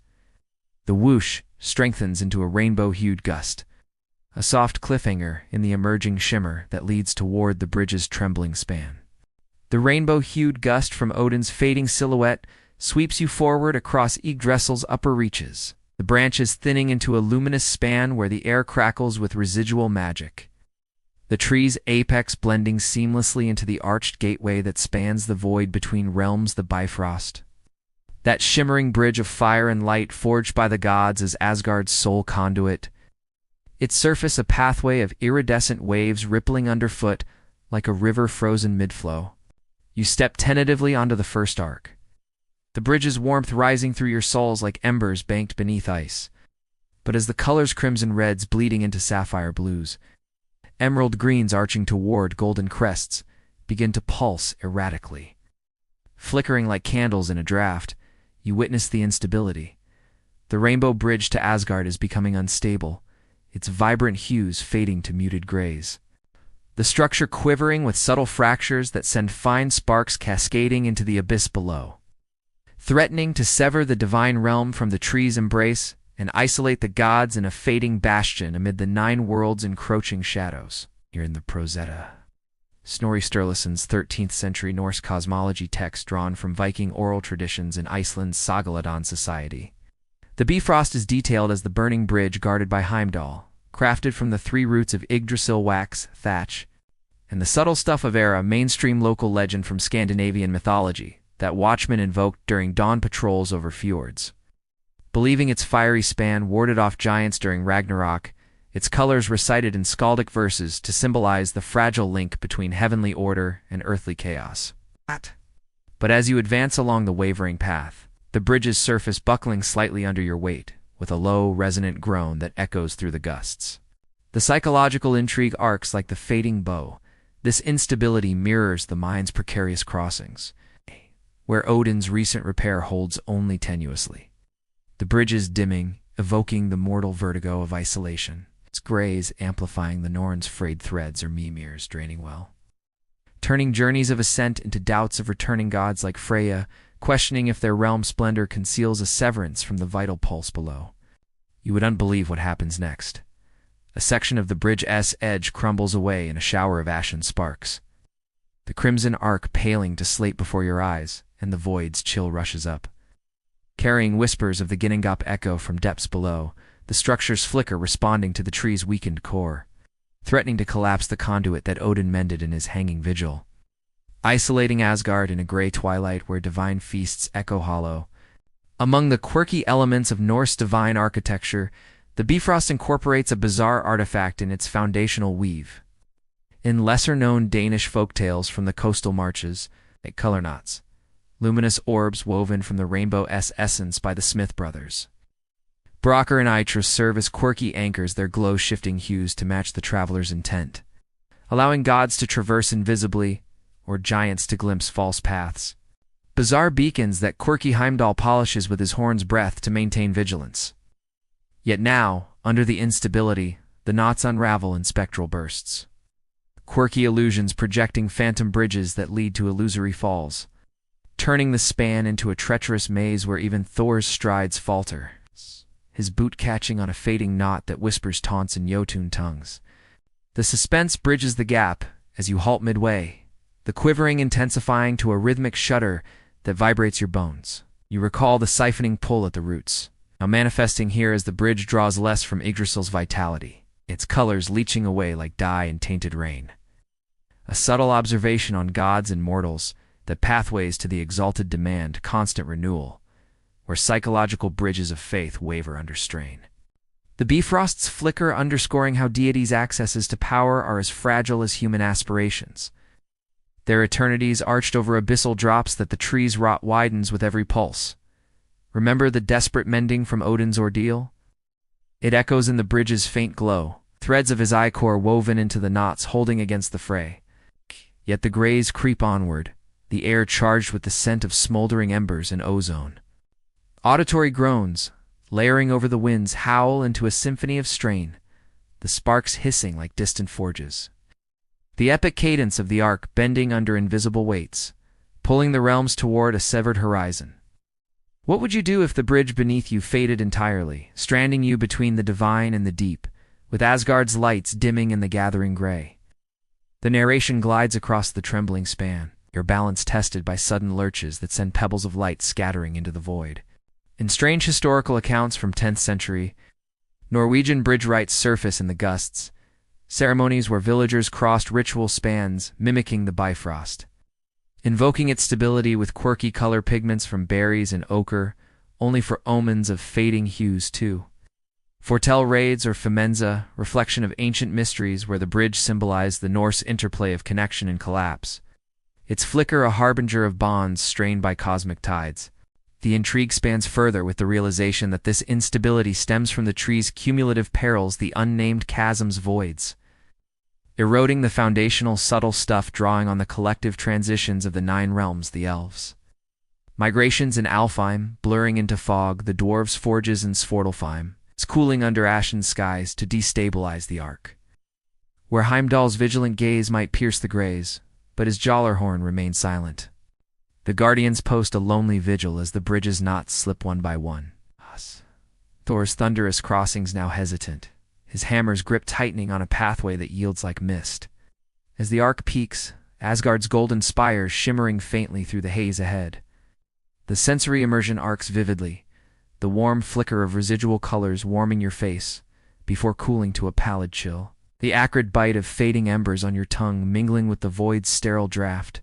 The epic cadence of the bridge's groan building to a crescendo that drowns the tree's distant thrum sparks, trailing like fireflies into the abyss. Shadows of the arc elongating into grasping fingers that claw at the realm's edge, pulling you into the threshold where instability's peril looms largest. The psychological tension bridging like the span itself, as the flicker evokes a universal crossing. Ancient Norse legends gateway, where the Bifrost embodies the risk of divine detachment. Its waning a reminder that gods, guardians of the upper worlds, teeter on bridges as ephemeral as mortal dreams. their isolations foreshadowed in the graying light that swallows hues one by one. The epic flow crests toward the far side, the bridge's final knots holding with a defiant spark as a low horn note echoes. Faintly Heimdall's, perhaps in the subtle observations align in Yggdrasil's vast network. The Bifrost links the sacred to the sprawling, but its flicker reveals how deities' separations breed vulnerabilities. Their pantheons arched, yet ever threatened by the gray tides of disconnection, echoing the human stride over life's uncertain spans. The gusts easing as you near solid ground, the colors clinging stubbornly to the endpoint. But the question that remained was, if the bridge wavers so perilously to Asgard's gates, in what silencing enchantment might stifle Heimdall's warning horn, leaving the guardian's cries unheard amid the growing peril? The horn's note cuts short as the gray encroaches further, a soft cliffhanger in the emerging silhouette of the watchman on the realm's cusp. The horn's abrupt note cuts short as the encroaching gray swallows the last flecks of Bifrost's color, leaving you at the bridge's cusp where solid ground firms underfoot, the air shifting from the span's electric hum to a vigilant hush broken only by the subtle scrape of golden mail against stone. Heimdall, the vigilant god, stands sentinel at Asgard's threshold. His form, a bastion of white hair, flowing like frozen waterfalls. Eyes piercing the mists with senses sharper than any blade, Gjallarhorn clutched at his side like a coiled serpent of fate. You slip into the shadow of a rune-etched pillar nearby, the guardian's gaze sweeping past without pause, fixed on the realms below. But as you observe the tension in his stance, the subtle clench of his jaw, the hand hovering over the horn's curve without lifting it to discern the silencing, his warning call meant to rally the gods against Ragnarok's onset or the tree's deepening woes, remains trapped. Not from neglect, but from a stifling enchantment that coils around the instrument like invisible vines, muting its thunderous blast into impotent whispers, leaving Heimdall's alarms drowned in ethereal silence amid the Bifrost's faltering glow and the tree's pervasive decay. The poetic Edda, that cornerstone of Norse mythology, transcribed in 13th century Iceland from the Viking bards. Enduring songs, Heimdall is enshrined as the watchful Aesir born of 9 mothers. Guardian of the Bifrost, with senses so acute, he hears grass grow and wool on sheep his. Gjallarhorn destined to sound the apocalypse across all realms, a mainstream local legend from Scandinavian watchtowers where sentinels mimicked his vigil during full moons, blowing ram's horns in ritual to echo his eternal readiness, believing it fortified borders against the unseen threats of night and frost. But as you edge closer, concealed by the pillar's chill embrace, the guardian shifts his weight, a faint tremor rippling through his frame. The psychological intrigue sealing like the enchantment's grip, this muffling evokes the soul's frustrated cries, where Heimdall's isolation mirrors the mortal bind of unspoken fears. The horn's silence amplifying the Norns' frayed weaves or Mimir's draining toll, turning his vigilance into a solitary torment, warnings of the bridge's grays or Odin's mending strains lost in the void. As if the god's keen ears catch every peril, yet his voice fails, fostering a deepening despair that questions if guardianship demands silence as its cruelest price. You would unbelieve what happens next. Heimdall raises the horn to his lips in a practiced motion, its breath fogging the curved ram's horn briefly, but as he exhales, no resonant boom erupts instead. The air shimmers with a translucent web, threads of mist woven from the trees, siphoning essence that coil around the mouthpiece, absorbing the blast into a faint internal echo that vibrates only within the instrument. The enchantment, perhaps born from the unnamed chasm's voids, or the squirrel's deceptive, less stifling the call that could summon Thor's hammer or Odin's ravens, leaving the guardian's face etched with restrained fury. Among the bizarre properties of Norse artifacts tied to divine sentinels, Gjallarhorn conceals a quirky enchantment in its inner chamber, in obscure Icelandic folktales from the geothermal springs, the horn's echo chamber, a hollow etched by dwarven smiths with runes of amplification serves as a quirky reservoir, storing unblown calls as luminous motes that glow when peril nears, bizarre lights that quirky seers like. Valeda harvested for scrying, projecting visions of threats in holographic bursts. Yet now, under the stifling spell, the chamber fills with suppressed blasts, quirky motes clustering into a dim fog that clouds Heimdall's own sight, turning his infallible gaze into a haze of half-heard warnings, as if the horn rebels against its master, whispering back distorted echoes of giants amassing or realms blurring. Oh. The suspense mounts at the threshold as Heimdall lowers the horn with a measured exhale, Ow. his golden teeth glinting in a grimace. And you sense the enchantment's reach tendrils extending from the Bifrost's fading knots to bind the guardian, tying into the tree's rot where the Ginnungagap's pulse muffles higher notes, eh? Subtle observation on gods and mortals that vigilance exacts a toll of voiceless endurance, where psychological silences breed inner tempests. Heimdall's unheard state underscoring how deities' roles demand restraint amid chaos. Their eternities guarded by calls that echo only in the mind. The air around him humming with restrained thunder, the faint, contained vibration of the horn like a storm bottled in glass, auditory whispers seeping from its seams like suppressed breaths, the epic cadence of his pacing footsteps syncing with the bridge's distant groans, pulling the realms toward an unheralded brink. What would you do if your own voice failed at the moment of utmost need, cries for aid swallowed by an unseen gag, leaving you to watch perils unfold in silent horror? The narration glides along the pillar's shadowed flank, your presence a ghost, and the guardian's periphery and strange. Historical accounts from 11th century Faroese sagas evoke the isolation. Tales of coastal watchers emulating Heimdall with signal horns during gales, their quirky silences during storms interpreted as omens, leading to unheeded invasions or lost ships, a reflection of ancient mysteries, where the god's horns symbolize the Norse bridge between alert and apocalypse. It's stifling a harbinger of warnings ignored by fate itself. The intrigue deepens at the cusp with the realization that the enchantment is in mere malice, but a byproduct of the tree's overload, the chasm's influence. Weaving the stifling web from siphoned energies drawing on the collective hushed fears of the 9 realms, the elves.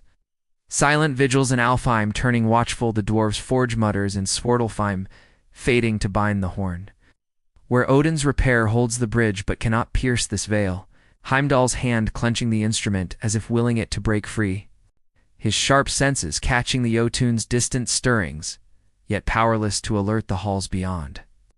The guardians poise a mask for the growing storm within, as Heimdall scans the horizon once more, his white mane catching the dimmed Bifrost light like frost on steel. The sensory immersion stands sentinel, the cool press of stone against your back, contrasting the horn's latent warmth, radiating faintly. The metallic temps of suppressed magic on the breeze mingling with the sea salt drift from distant waves. The epic cadence of his measured breaths, building like a gathering gale, faint echoes trapped within the horn, humming against his chest. Shadows from the bridge's remnants stretching like chains across the threshold, pulling you into the watchpost where silence's weight presses heaviest. The psychological tension coiling as the enchantment evokes a divine muteness. Ancient Norse legends watchmen where Heimdall embodies the peril of isolated awareness. His unheard warnings a reminder that gods, ever vigilant, endure the cruelest silences in their duties. Their pantheons shielded, yet starved of the calls that could rally against the encroaching dusk. The pacing slowing as he turns toward the inner gates unresolved. The epic flow guards the realm's edge, the stifling web shimmering invisibly around the horn as a low rumble stirs from Jotunheim's direction below. And the subtle observations align. In Yggdrasil's watchful web, Heimdall's silence fortifies yet frustrates, illustrating how deities' safeguards invite deeper isolations, their eternities echoed in the quiet that precedes the storm. Mirroring mortal watches over hearths and horizons. The hum intensifying subtly as you sense the giant's realm pulsing with unnatural vigor. But the question that remained was, if Heimdall's horn falls silent under such enchantment, what seeping influence from Jotunheim reveals not just enmity, but the tree's sickness manifesting in the giant's growing unrest? The rumble swells as shadows lengthen from the lower realms. Soft cliffhanger and the guardian's unblinking stare toward the horizon, urging a descent into the chaotic fringes. The rumble from the horizon swells into a deep, earth-shaking growl that vibrates through the stone at Heimdall's threshold, compelling you to slip past the guardian's unblinking stare and descend once more along Yggdrasil's rugged flanks. The the Bifrost's gray remnants fading behind as the air thickens with a primal, musky heat. The tree's branches giving way to jagged crags that border Jotunheim's vast storm-lashed expanse. You find a precarious ledge, overlooking the realm of giants, where colossal peaks thrust skyward, like the spines of slumbering behemoths. Clouds roiling in perpetual tempests that lash rain like Thor's lesser hammers. And from the fissures in the rock, you witness the seeping influence. Tendrils of shadowy ichor ooze from Yggdrasil's roots embedded here, not as invading foes, but as symptoms of the tree's sickness, the giants. Realm pulsing with an unnatural vigor that feeds back into the decay.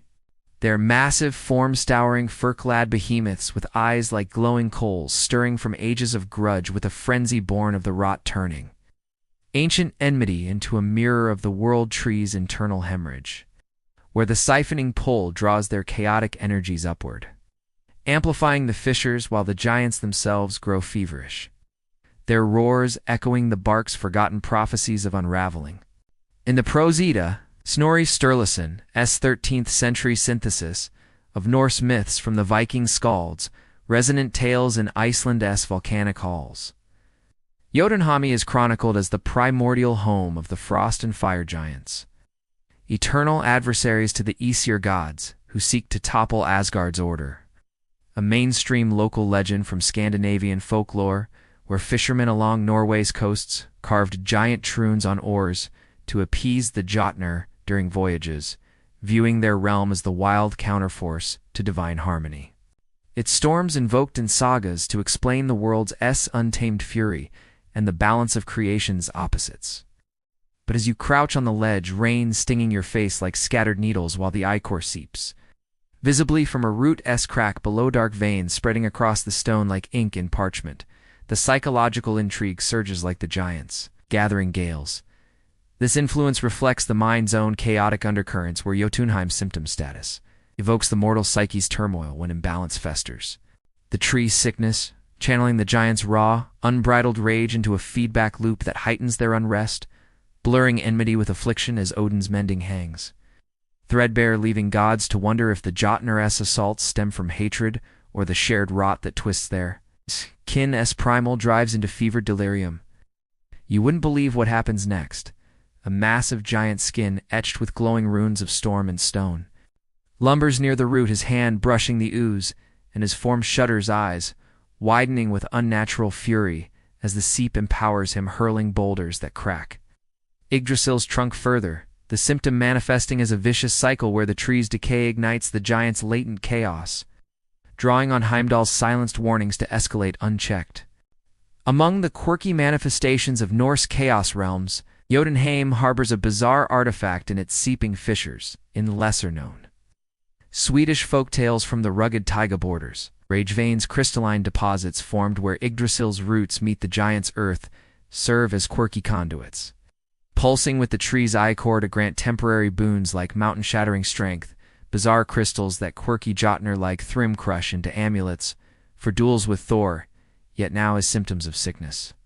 They overcharge with erratic bursts, quirky flares that cause giants to swell uncontrollably or shatter their own limbs, turning the artifacts into double-edged talismans that mirror the realm's fevered growth amid decay. The suspense builds on the ledge as thunder rolls closer. The giant's roar is coalescing into a chorus that shakes pebbles loose under your grip, and you sense the seeping's breath, the ichor trickling into Jotunheim's rivers, tainting frost giants' breaths with feverish mists that spur endless skirmishes. A subtle observation on gods and mortals that chaos realms like this serve as barometers of cosmic health, where psychological frenzies born of imbalance rage unchecked, Jotunheim's unrest underscoring how even the gods' foes are bound in the tree's web. Their primordial vigor, a symptom that amplifies the Norns' fraying or the Bifrost's graze, the air heavy with petrichor and sulfur.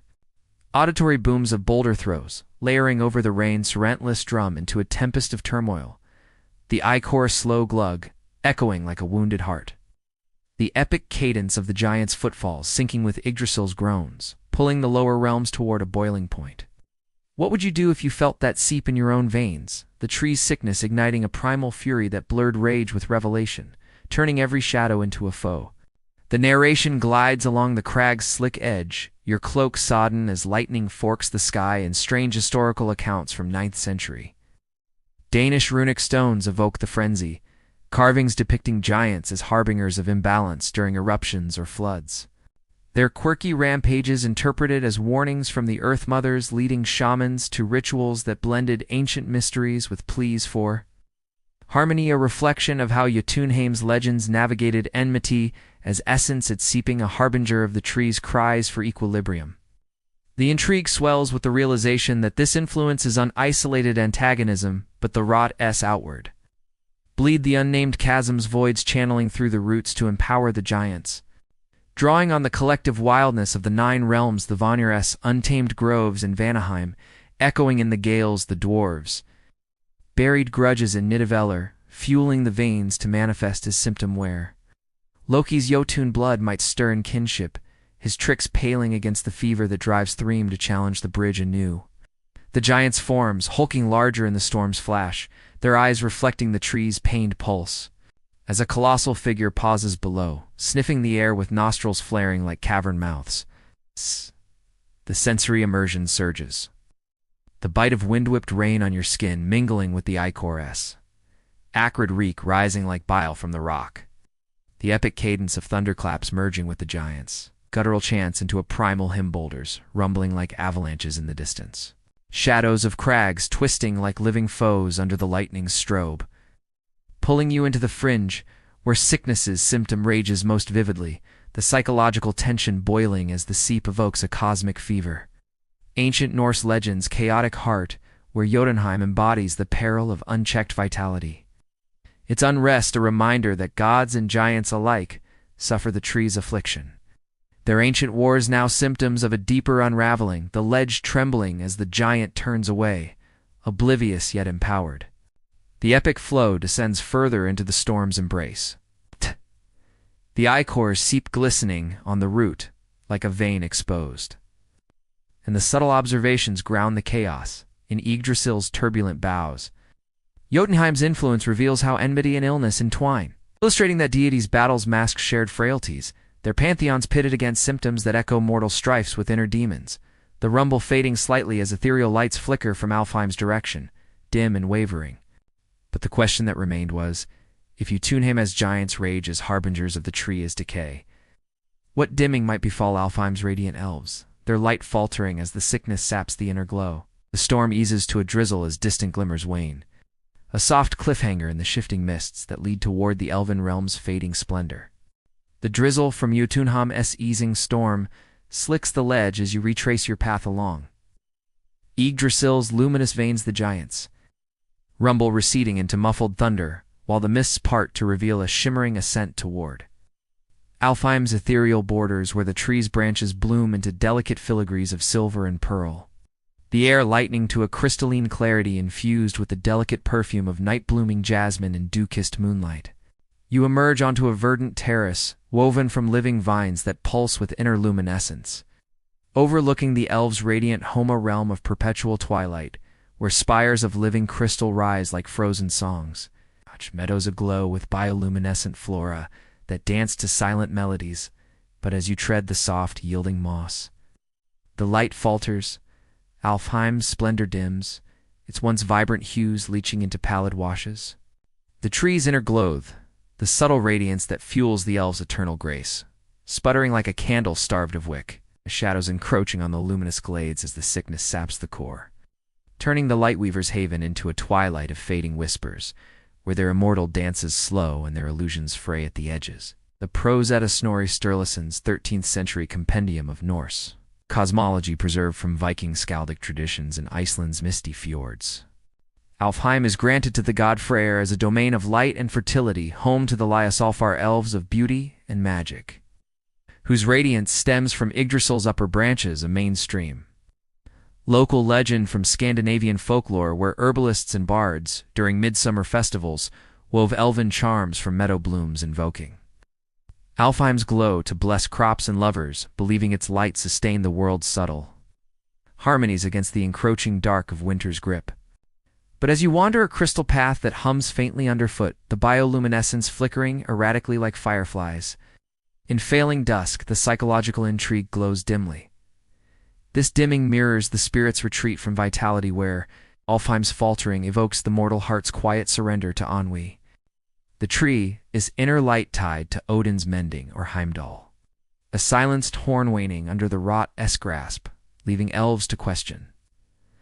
Their ethereal essence, their graceful forms casting longer shadows that stir doubts of obsolescence, as if the sickness drains not just luminescence, but the joy that kindles it. You would unbelieve what happens next. Cluster of elven dancers pauses mid-whirl. On a nearby glade, their silken robes iridescent, no more but dulled two gray silks, and as one reaches for a glowing orb of captured starlight, it sputters out in her palm. The realm escort light the tree's faltering pulse, casting the spires in twilight where illusions of eternal spring wilt the seep from Jotunheim's giants, now a distant echo in the elves' paling auras, accelerating the hush. Among the quirky essences of Norse light realm inhabitants, the Lioselfar possess a bizarre artifact in their woven crowns. In lesser-known Norwegian folk tales from the birch-wooded vale's dawn petals, delicate blooms plucked from Yggdrasil's uppermost leaves serve. As quirky talismans, their petals unfurling to release bursts of restorative light that heal minor wounds or mend illusions. Bizarre flares that quirky Freyr adorns his boar, Gulen bursty with during solstice rites. Yet now, as the tree's inner light falters, the petals curl black at the edges, quirky remnants that emit fitful sparks instead of beams, turning elven ceremonies into stuttering displays where dancers grasp at fading glows, leaving them with pale reflections in crystal pools that whisper of lost vibrancy. The suspense dims like the glade's lanterns as you approach a vine-woven arch, the elves' melodic hums fracturing into discordant notes that echo the Norns' loom fray, and you sense the faltering scope meadows where flowers close prematurely. Spires that hum no longer but creak in silence. A subtle observation on gods and mortals that radiant realms thrive on inner fires, where psychological dimmings breed existential pallor, Alfheim's darkening underscoring how even the gods' kin succumb to the tree's affliction. Their grace a fragile flame against the encroaching void of the Ginnungagap's pulse or the stag's eroding drip. Oh, remember the seeping vigor in Jotunheim's giants? Contrasts here. In the elves, quiet wilt the tree's sickness, inverting chaos into calm decay, the air cooling to a misty chill laced with fading jasmine. Auditory sighs of wilting petals, layering over the distant Bifrost groans into a lullaby of lost the vine's soft rustle-like breaths. Drawn short the epic cadence of elven steps, slowing to a hesitant waltz pulling the upper realms toward a shadowed equilibrium. What would you do if the light within you flickered thus, your own radiance sapped by an unseen drain, leaving you to navigate a world growing ever grayer in the soul's quieting? The narration glides through the terrace's waning glow, your footsteps muffled on moss that loses its spring and strange. Historical accounts from 10th century, Swedish Alvar lore evoke the hush. Whispers and runic songs of elven feasts during harvest moons where quirky light orbs from sacred groves dimmed to signal poor yields, leading services to dances that blended ancient mysteries with pleas for renewal, reflection of how Alfheim's legends navigated luminescence as life's thread, its dimming a harbinger of the natural world's subtle cries. The intrigue pales with the realization that this faltering is unisolated elegance, but the rot-s upward creep. The chasm's voids dimming the tree's core radiance, drawing on the collective illuminations of the 9 realms the Vanir's, fertile sparks in Vanaheim flickering low. The Einherjar's inner fires in Valhalla cooling too, sap Alfheim's essence, where Freyr's sword might gleam less brightly. His chariot's golden boar trailing sparks that gutter out, the elves gathering in hushed circles, their eyes reflecting the tree's pained dimness, as illusions of beauty crack like frost on glass. As a lone elf approaches the arch, her form a silhouette against the paling spires, she extends a hand toward a vine lantern that sputters once. Twice, before winking out, the sensory immersion fading vividly, the cool mist beating on your skin like tears unshed. The jasmine's perfume souring to a faint, musty decay, mingling with the ozone of ebbing magic. The epic cadence of the elves, fading hums dissolving into silence that amplifies the heart's quiet throb, petals drifting like ashen snow. Shadows pooling in the glade's hollows like ink spreading unchecked, pulling you into the realm where the tree's inner light retreats. The psychological tension dimming as the faltering evokes a cosmic hush. Ancient Norse legend's luminous domain, where Alfheim embodies the peril of lost vitality, its darkening a reminder that God's allies, woven of light and lore, falter in the sickness's shadow, their eternities glowing yet vulnerable to the gray that claims all flames. The terrace stilling as the elf passes, unaware of your gaze. The epic flow wanes toward the realm's quieter fringes, the vines curling inward as a deeper shadow stirs from Svartalfheim's undercurrents below. And the subtle observations illuminate the pall in Yggdrasil's layered lights. Alfheim's dimming reveals how radiance relies on the core's unyielding spark, illustrating that deities, graces dim in tandem with the tree's woes, their realms a tapestry of faltering hues that echo mortal moments of inner, clips the mists, thickening slightly as whispers of nightmares rise from the depths. But the question that remained was, if Alfheim's light wanes so softly in the tree's affliction, what horrors might the dark elves of Svartalfheim harvest from the stolen nightmares born of its pain?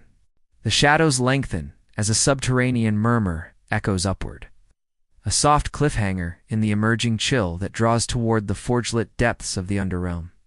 The subterranean murmur from below weaves through the waning mists of Alfheim like a vein of cold or drawing you downward from the elves' paling terrace along. Gradel's shadowed underbelly where the branches twist into labyrinthine. Tunnels of root and rock, the air turning dense and smoky with the acrid bite of forge fires and molten metal embers flickering in the gloom like captive stars.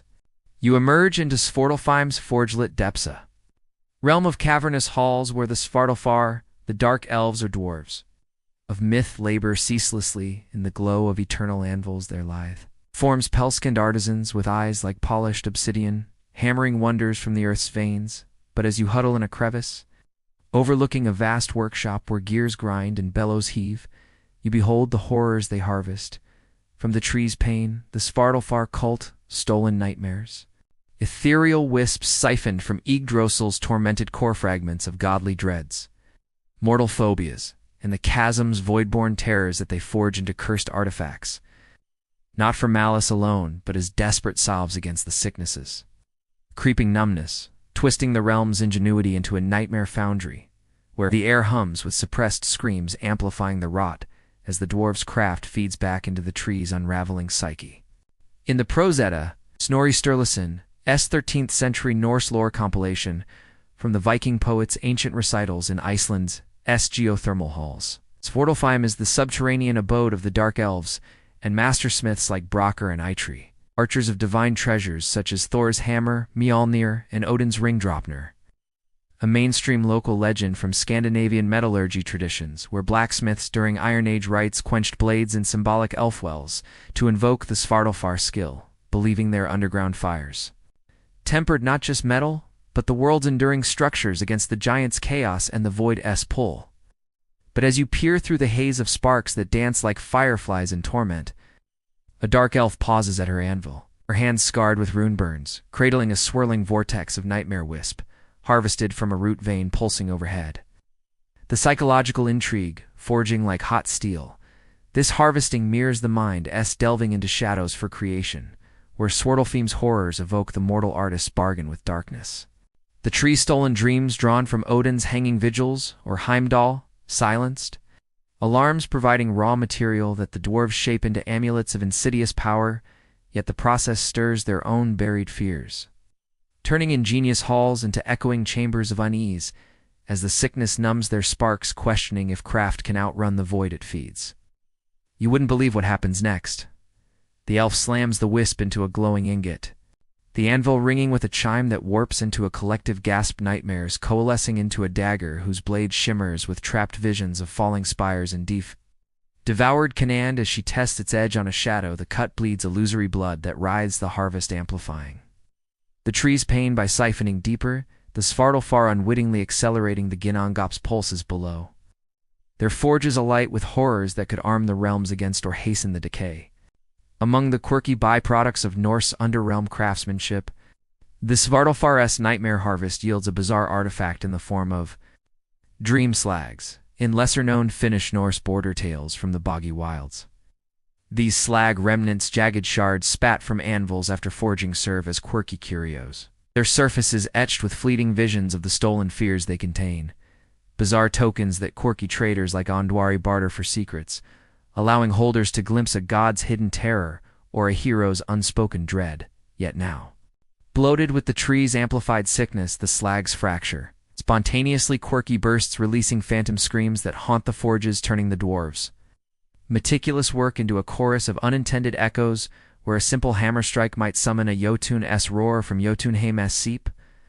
The suspense hammers onward as you shift in the crevice, the heat from the forges baking your skin, while the grind of wheels underscores the elves' chants, rhythmic incantations to bind the wisps, their voices fracturing as a particularly vivid nightmare escapes.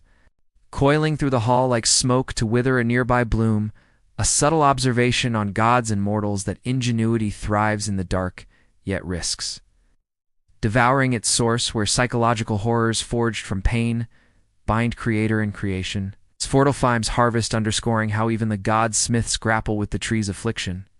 Their subterranean sparks dimming like Alfheim's above, the air thick with soot and the metallic temps of fear-infused iron. Auditory clangs layering over muffled wails into a dirge of creation. The bellows heave like labored breaths. The epic cadence of hammerfalls syncing with Yggdrasil's distant groans, pulling the depths toward a crescendo of crafted dread.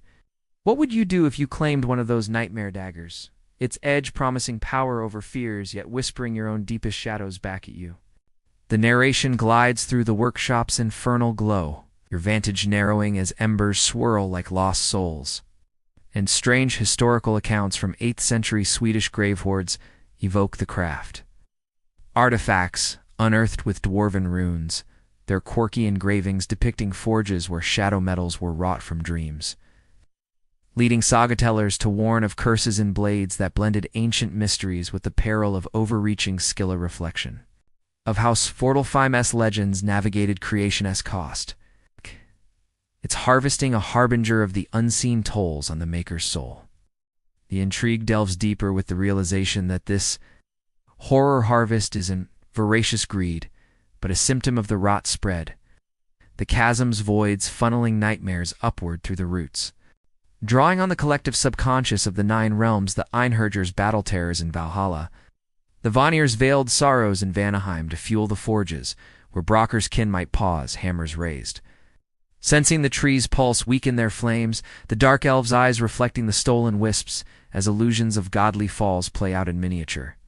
Loki's trickster kin perhaps finding perverse inspiration amid the growing pallor.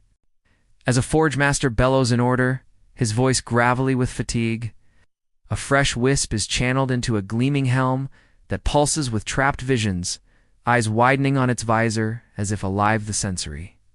Immersion forges intensely, the blistering heat radiating against the chill draft from unlit tunnels, acrid fusion of smoke and spectral ozone stinging your eyes, mingling with the faint, sickly sweet of nightmare essence.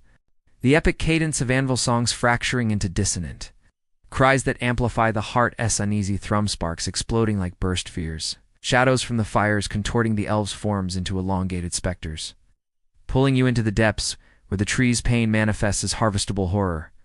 The psychological tension coiling like a spring in the anvil as the crafting evokes a subterranean reckoning.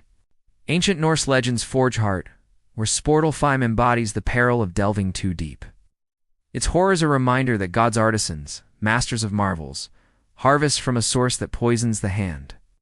Their eternities forged yet forever scarred by the nightmares they bind, the workshop humming as the helm cools, inert yet ominous. The epic flow delves further into the cavern's maw, the harvest-esque glow casting erratic patterns on the walls as a low rumble stirs from Níðhögg's adjacent depths. And the subtle observations temper the fire, in Yggdrasil's hidden veins. Svartalfheim's horrors reveal how creation preys on affliction, illustrating that deities' treasures come laced with stolen shadows. Their pantheons armed yet shadowed by the costs of craft that echo mortal makings from inner storms. The murmurs rising as you sense the neighboring dwarves' hammers joining in uneasy rhythm. But the question that remained was, if the dark elves forged such terrors from the tree's stolen dreams, What enduring chains might the Níðhöggr dwarves weave from the unyielding grudges the sickness stirs in their stony hearts? The rumble grows as forge lights flicker. A soft cliffhanger in the deepening shadows that lead toward the realm of unbreaking stone and spite. The deepening shadows from Svartalfheim's flickering forges give way to a resonant clang that echoes through Yggdrasil's subterranean lattice, guiding you laterally along a vein of quartz-veined rock where the air grows heavier, laced with the dry rasp of grinding stone and the faint metallic whiff of unyielding earth. The tunnels narrowing into a grand cavern that opens to Níðhöggr's unbreaking expanse, realm of cavernous vaults, where the dwarves, stout artisans of earth and spite, delve endlessly into the root's embrace, their bearded forms compact as forged ingots, eyes gleaming like vein-mined, gems laboring at looms of adamantine wire and rune-etched frames. You perch on an outcrop above a vast hall, where shuttles dart like iron birds, the dwarves weaving not silks but chains from the sickness-stirred grudges. Raw filaments of resentment pulled from Yggdrasil's tormented fibers, petty slights of godly commissions, buried feuds from Odin's demands. Then the tree's own festering pains hammered into links of unbreakable spite that bind not just treasures, but vendettas eternal. The realm's craft turning inward as the rot ignites their stony hearts, forging enduring shackles that feed the decay by anchoring the tree's woes in unyielding loops of grudge and gleam. In the Prose Edda, Snorri Sturluson's 13th century Norse myth repository from the Viking skalds, forge-tempered verses in Iceland's rugged vales, Níðhöggr is the dwarves' shadowy domain deep within Yggdrasil's roots, home to smiths who wrought the fetters that bound the wolf Fenrir and the chained Gleipnir from impossible materials like the sound of cats' footfalls, a mainstream local legend from Scandinavian mining lore, where underground folk invoke the Níðhöggr dwarves during vein strikes, etching their names on pickaxes to coax unyielding yields from the earth, believing the artisan's spiteful ingenuity balanced the god's caprice with craft's cold precision. But as you lean over the outcrop, the loom's shuttles worry with a mechanical hiss that vibrates the stone. A dwarf pauses to thread a filament of grudge-woven wire, its surface pulsing with faint crimson glows of suppressed rage. The psychological intrigue coils like a chain-s link. This weaving mirrors the heart's hardening resentments, where Níðhöggr's enduring chains evoke the mortal soul's forging of grudges from pain. The tree sickness, stirred by the Svartalfar's nightmare, harvest or Jotunheim, seeping vigor, providing the raw spite that the dwarves bind into artifacts of lasting bind. Yet the process stirs their own buried animosities, turning meticulous halls into cauldrons of simmering feud as the rot numbs their forges, questioning if endurance breeds only tighter knots in the web of existence. You wouldn't believe what happens next. The dwarf yanks the thread taut, and the chain segment solidifies with a snap that echoes like a vow. Unbroken links, etched with visions of Odin's unpaid debts or Thor's thunderous slights, and as he tests its strength by lashing it to a root, the bind tightens, drawing a groan from Yggdrasil that ripples the cavern, the weaving amplifying the tree's affliction by locking grudges into its core, the dwarves unwittingly chaining the realms to cycles of unyielding spite that hasten the Bifrost grays and Heimdall's silence. Among the quirky relics of Norse under-earth artisans, the Níðhöggr dwarves' grudgelooms produce a bizarre artifact in the form of spite beads, in lesser-known Danish folktales from the chalky cliffs. These spherical knots formed where grudge threads intersect serve as quirky heirlooms, their beads rolling with inner weights that tip scales of justice in disputes, bizarre orbs that quirky chieftains like Regin wore as pendants to weigh oaths, allowing glimpses of a foe's hidden grudge in reflective surfaces. Yet now, bloated with the tree's stirred sickness, the beads crackle with static spite, quirky discharges that lash out at touch, turning a simple clasp into a zap of vengeful memory where a dwarf's heirloom might summon a godly slight, leaving the wearer bound in phantom chains of echoed betrayal. The suspense tightens like a cinched link as you grip the outcrop. The looms were building to a frenetic pitch while the dwarves' grunts punctuate the air. And you sense the weaving's expanse chains draping from vaulted ceilings like metallic webs, binding ingots of ore that pulse with embedded feuds, a subtle observation on gods and mortals that grudges, once fleeting, endure when forged in affliction, where psychological chains bind the free. Níðhöggr's spite underscoring how even the gods' craftsmen succumb to the tree's rot. Their unyielding hearts a symptom that mirrors the Norns' frayed loom above, the air dry and charged with the temps of heated metal and bitter resolve. Auditory clatters of shuttles layering over the dwarves, muttered curses into a symphony of spite, the root S grown like a sigh suppressed. The epic cadence of weaving rhythms, syncing with Yggdrasil's labored pulse, pulling the depths toward a lattice of locked vendettas. What would you do if one of those spite chains wrapped your wrist, its links whispering your own unhealed slights while unyieldingly holding you to the tree's fate? The narration glides through the hall's echoing vaults, your perch precarious as dust sifts from the ceiling, and strange historical accounts from 7th century Norwegian hoard burials evoke the bind, relics of iron chains with dwarven runes, their quirky engravings depicting binds that held not just prisoners but curses, leading gravekeepers to rituals that blended ancient mysteries with warnings against grudges. Grip a reflection of how Níðhöggr's legends navigated endurance as entrapment, its weaving a harbinger of the unbreaking tolls on spirit and stone. The intrigue hardens with the realization that this chain-weaving is defiant malice, but the sickness is forge-born response, the chasm's voids threading grudges upward through the roots drawing on thee. Collective spites of the 9 realms, the Níðhöggr's battle resents in Valhalla, the giant's ancient beefs in Jotunheim too, fuel the looms where Eitre's descendants might hammer faster, sensing the tree's weakening frame, demand stronger binds. The dwarves' eyes narrowing as chains gleam with the reflected pain of Odin's overlooked payments. Loki's kin reveling in the irony of tools turned torment, as a master weaver steps back from a colossal chainlinket's surface rippling with trapped visions of divine sleights, the sensory immersion binds intensely, the rough grit of stone under your palms contrasting the chain's cold gleam, the metallic sharpness biting your nostrils mingling with the faint, acrid whiff of grudgescence like vinegar on iron. The epic cadence of loom songs grinding into a relentless dirge that amplifies the cavern as throb shuttles darting like accusations. Shadows from the fires twisting the dwarves' forms into hulking silhouettes of resolve. Pulling you into the vaults where the trees stirred, sickness manifests as unyielding craft. The psychological tension linking like the chains themselves as the weaving evokes a subterranean grudge. Ancient Norse legends' stony core, where Níðhöggr embodies the peril of permanence and pain. Its enduring chains a reminder that gods' forgers, shapers of unbreakable bonds, weave from a source that shackles the soul. Their eternities linked yet locked in the spite they temper, the hall resounding as the chain is tested, holding fast against a root strain. The epic flow delves into the vault's unyielding maw, the weaving-esque gleam casting stark patterns on the walls as a fertile hum rises from Vanaheim's adjacent groves, and the subtle observations temper the spite in Yggdrasil's rooted resentments.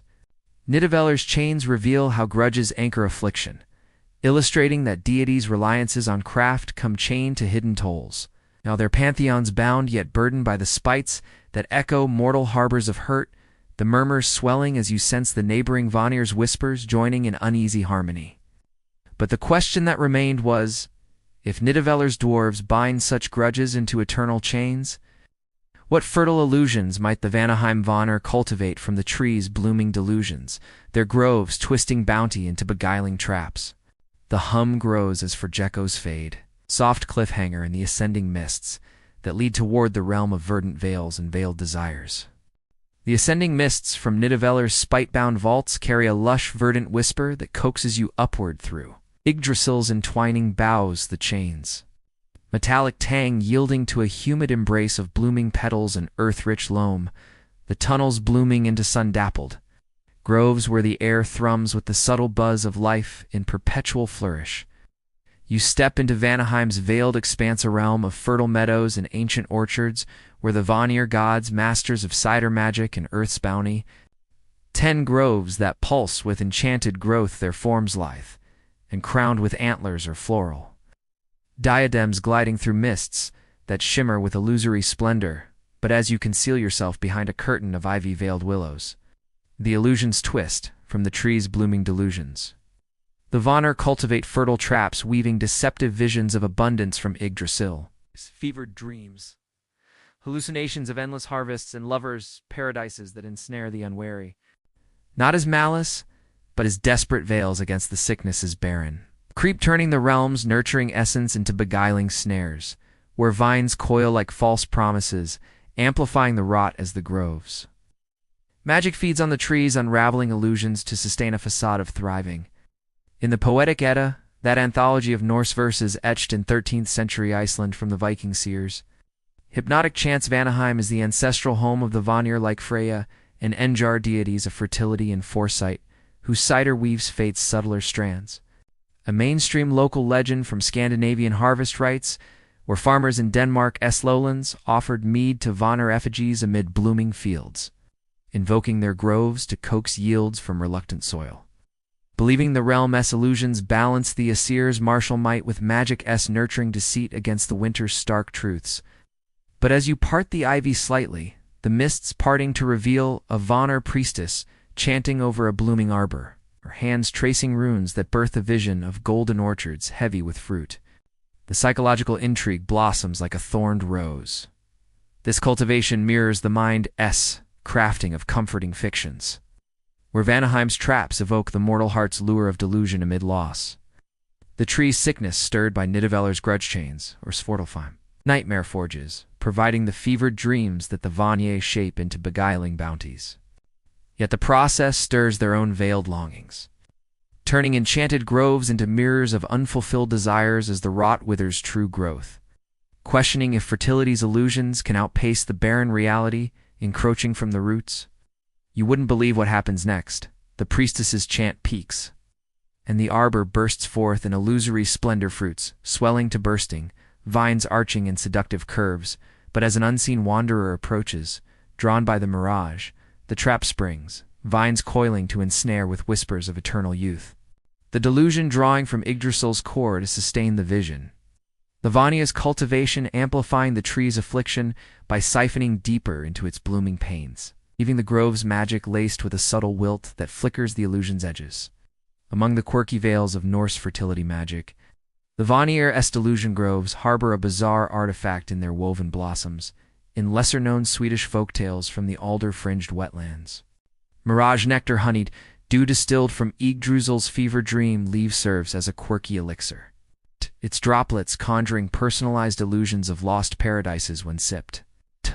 Bizarre nectars that quirky Freya brews into her mead for lovers' rites, allowing glimpses of idealized unions or bountiful homes. Yet now, twisted by the tree's sickness, the nectar ferments into sticky traps, quirky hallucinations that bind the imbiber in vines of false memory, where a sip might summon a lover's embrace that tightens to thorns, turning the artifact into a beguiling poison that the Vanir harvest warily, their own goblets rimmed with caution.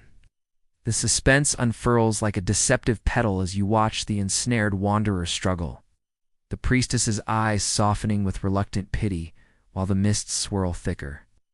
And you sense the cultivations reach orchards, where fruits dissolve to ash upon touch. Meadows that lure beasts into thorny mazes, a subtle observation on gods and mortals that abundance often hides its hooks, where psychological delusions nurture yet ensnare. Vanaheim's traps underscoring how even the gods' nurturers succumb to the tree's rot, their fertile illusions a symptom that mirrors Alfheim's dimming light above. The air humid and cloying with the overripe sweetness of nectar and decay. Auditory chants layering over the wanderer's muffled pleas into a lullaby of lure, the vines rustle like silken whispers. The epic cadence of blooming rhythms syncing with Yggdrasil's fevered throbs, pulling the groves toward a garden of gilded grief. What would you do if those mirage veins reached for you, offering a vision of your heart's deepest yearning, only to coil tighter with each beguiling promise? The narration glides through the willow's veiled paths, your steps silent on moss that yields like dream soil. In strange historical accounts from 12th century Norwegian almanacs evoke the snare, entries of seeresses and fertile vales brewing, Vanir dews for fertility charms. Their quirky visions leading to bountiful seasons, yet ensnaring the unwary and obsessive pursuits. A reflection of ancient mysteries where Vanaheim's legends navigated bounty as beguilement. its cultivation a harbinger of the hidden costs and magic's bloom. The intrigue roots deeper with the realization that this fertile illusion weaving is an indulgent artifice, but the sickness, as verdant response, the chasm's voids blooming delusions upward through the boughs. Drawing on the collective yearnings of the 9 realms, the Einherjar's heroic fantasies in Valhalla, the elves, ethereal longings in Alfheim to fuel the traps where Engjar's winds might carry the mists, further sensing the tree's weakening frame. Demand stronger veils the Vanya's forms, gliding with a subtle weariness as illusions of Freya's beauty flicker Loki's. Vanir ties perhaps weaving subtle sabotages amid the growing barren undercurrent. As the priestess releases the wanderer with a murmured incantation, the vines retracting to leave him dazed amid illusory fruits that fade too. Dust, the sensory immersion blooms vividly, the damp cling of mist on your skin like a lover's false caress. The nectar's cloying perfume souring to a faint rot mingling with the earth warmth of hidden soil. The epic cadence of chants dissolving into the grove's uneasy hush that amplifies the pulse's quiet AK petals, drifting like deceptive snow. Shadows from the willows twisting into grasping tendrils that mimic the traps pulling you into the meadows where the tree's blooming sickness manifests. As beguiling growth, the psychological tension flowering as the cultivation evokes a verdant vertigo. Ancient Norse legends nurturing heart where Vanaheim embodies the peril of desire's disguise. Its fertile illusions a reminder that God's gardeners, weavers of life's lush veils, cultivate from a source that thorns the hand, their eternities blooming yet burdened by the delusions that ensnare the soul. The grove stilling as the mists swirl onward, revealing glimpses of Midgard's mortal sprawl below. Epic flow ascends through the veiled canopies. The traps gleam fading into natural greens as a human clamor rises from the World Tree's central realm. And the subtle observations nurture the snare, in Yggdrasil's verdant layers. Vanaheim's illusions reveal how bounty beguiles affliction, illustrating that deities' gifts come laced with hidden hooks, their pantheons thriving yet tangled in the veils that echo mortal chases after fleeting joys. The whispers intensifying as you sense Midgard's bustling heart drawing near, fraught with fragile lives. But the question that remained was, if Vanaheim's Vanir ensnare with such fertile delusions, what mortal frailties might Midgard's teeming folk expose in the tree's reflective gaze, their everyday strifes magnifying the sickness into a mirror of human hubris? The clamor swells as groves give way to the world's vast plain, a soft cliffhanger in the emerging tapestry of hearths and horizons that beckon toward the heart of the 9 realms. The clamor from Vanaheim's veiled groves swells into a cacophony of mortal voices, shouts of barter, the creak of cartwheels, and the distant toll of village bells as you descend Yggdrasil's central trunk into Midgard's vast plain, the tree's bark giving way to rolling earth, where fields stretch like woven tapestries under a changeable sky, hearths smoking from thatched roofs and rivers, carving paths through hamlets alive with human striving. You weave through a bustling crossroads market cloaked in travelers' guise amid throngs of farmers, traders, and wayfarers, whose faces bear the etchings of labor and longing. But as you pause by a communal well where reflections dance in bucket water, the tree sickness mirrors back. Midgard's teeming folk expose their frailties in the gaze of Yggdrasil. Its reflective core, their everyday strife screed and haggling envy in glances, hubris and boasts, magnified into a grand illusion of mastery over fate. The rot stirring petty vices into colossal follies that echo the tree's decay, turning the realm of men into a microcosm where human ambition siphons the world tree's essence, accelerating the unraveling as mortal delusions feed the greater affliction with unchecked earthbound echoes. In the Prose Edda, Snorri Sturluson's 13th century guide to Norse cosmology drawn from Viking Age skaldic lore and Iceland's saga-crowded halls, Midgard is the middle enclosure crafted by Odin and his brothers from the giant Ymir's flesh, a realm ringed by an ocean where humans dwell in fragile harmony with gods and giants, a mainstream local legend from Scandinavian hearth tales where elders during Yule gatherings recounted Midgard's bounds as a reminder of mortal limits. Their stories warning of hubris that invited Ragnarok's wrath, invoking the world's plane as the stage for heroes like Sigurd to test fate, weave against everyday toils. But as you linger by the well, eavesdropping on a trader's bombastic pitch, his voice rising to claim divine favor for his overpriced spices, The water surface ripples with the tree's faint thrum, the psychological intrigue reflecting like a distorted face. This magnification mirrors the soul's inflated self where Midgard's frailties evoke the human heart's blind chase for dominion amid impermanence. The sickness amplified by Vanaheim's beguiling traps, or Níðhöggr, grudge, chain-stirring mortal vices into hubristic swells that draw on Yggdrasil's core, leaving folk to strut as mini-gods, while the rot hollows their joys, questioning if ambitions mere cracks under the weight of unseen affliction. You wouldn't believe what happens next. The traitor seals a deal with a flourish, and in the well's reflection, his triumphant grin warps shadowy tendrils from the tree's pulse coiling around his form, magnifying his greed into a village-wide frenzy where buyers hoard, fights erupt over scraps, the frailty exposed as the sickness channels human hubris back into Yggdrasil. The plain's strifes blooming into collective folly that hastens the Norns' frayed threads, leaving the market in a whirl of grasping hands and shattered trust. Among the quirky echoes of Norse mortal lore, Midgard's reflective wells harbor a bizarre artifact in their bucket trims. In lesser known Pharaoh was folktales from the fog-shrouded isles. Hubris rings, iron bands, etched with Yggdrasil's notrunes, serve as quirky talismans. Their circles dipping into water to amplify a speaker's boasts into hypnotic auras that sway crowds. Bizarre rings that quirky chieftains like Gunnar wore to rally kin during moots, allowing a single vow to bind listeners in shared illusion. Yet now, stirred by the tree's sickness, the rings corrode with verdigris spite. Quirky distortions that twist boasts into curses where a traitor's pitch summons phantom debts or envious rivals, turning the artifact into a mirror of magnified vice that the folk clutch unwittingly. Their well sides alive with whispers of overreach. The suspense bustles through the market's throng as you sidestep a brawl sparked by a whispered slight, the well's surface churning with the tree's undercurrent, and you sense the exposure's breath. Fields where farmers till beyond the soil's yield in hubristic bids for plenty rivers, choked with overfished hauls, a subtle observation on gods and mortals that frailty thrives in the everyday, where psychological hubris blinds to the rot it feeds. Midgard's strifes underscoring how human lives, the tree's central pulse, magnify the affliction into a chorus of folly that echoes the Bifrost's grays or Jotunheim's seeps, the air thick with the sense of baked bread and sweat-soaked wool. Auditory hagglings layering over the well as persistent drip into a symphony of striving, the cartwheels rumbling like fate as inexorable roll. The epic cadence of voices rising in boastful crescendos that sync with Yggdrasil's weary throb, pulling the plain toward a tapestry of teeming turmoil. What would you do if the well's reflection caught your own frailty, amplifying a hidden vice into a public spectacle that ensnared your neighbors in shared delusion? The narration glides through the crossroads' fervent flow, your cloak blending with the crowd as barters escalate to shouts.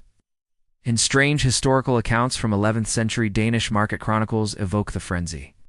Ledgers of fairs where boastwells drew pilgrims with rune-rimmed buckets, their quirky visions leading to booms in trade, yet collapses in feuds, a reflection of ancient mysteries where Midgard's legends navigated ambition as affliction, its exposures a harbinger of the human soul's overreach in the world's weave.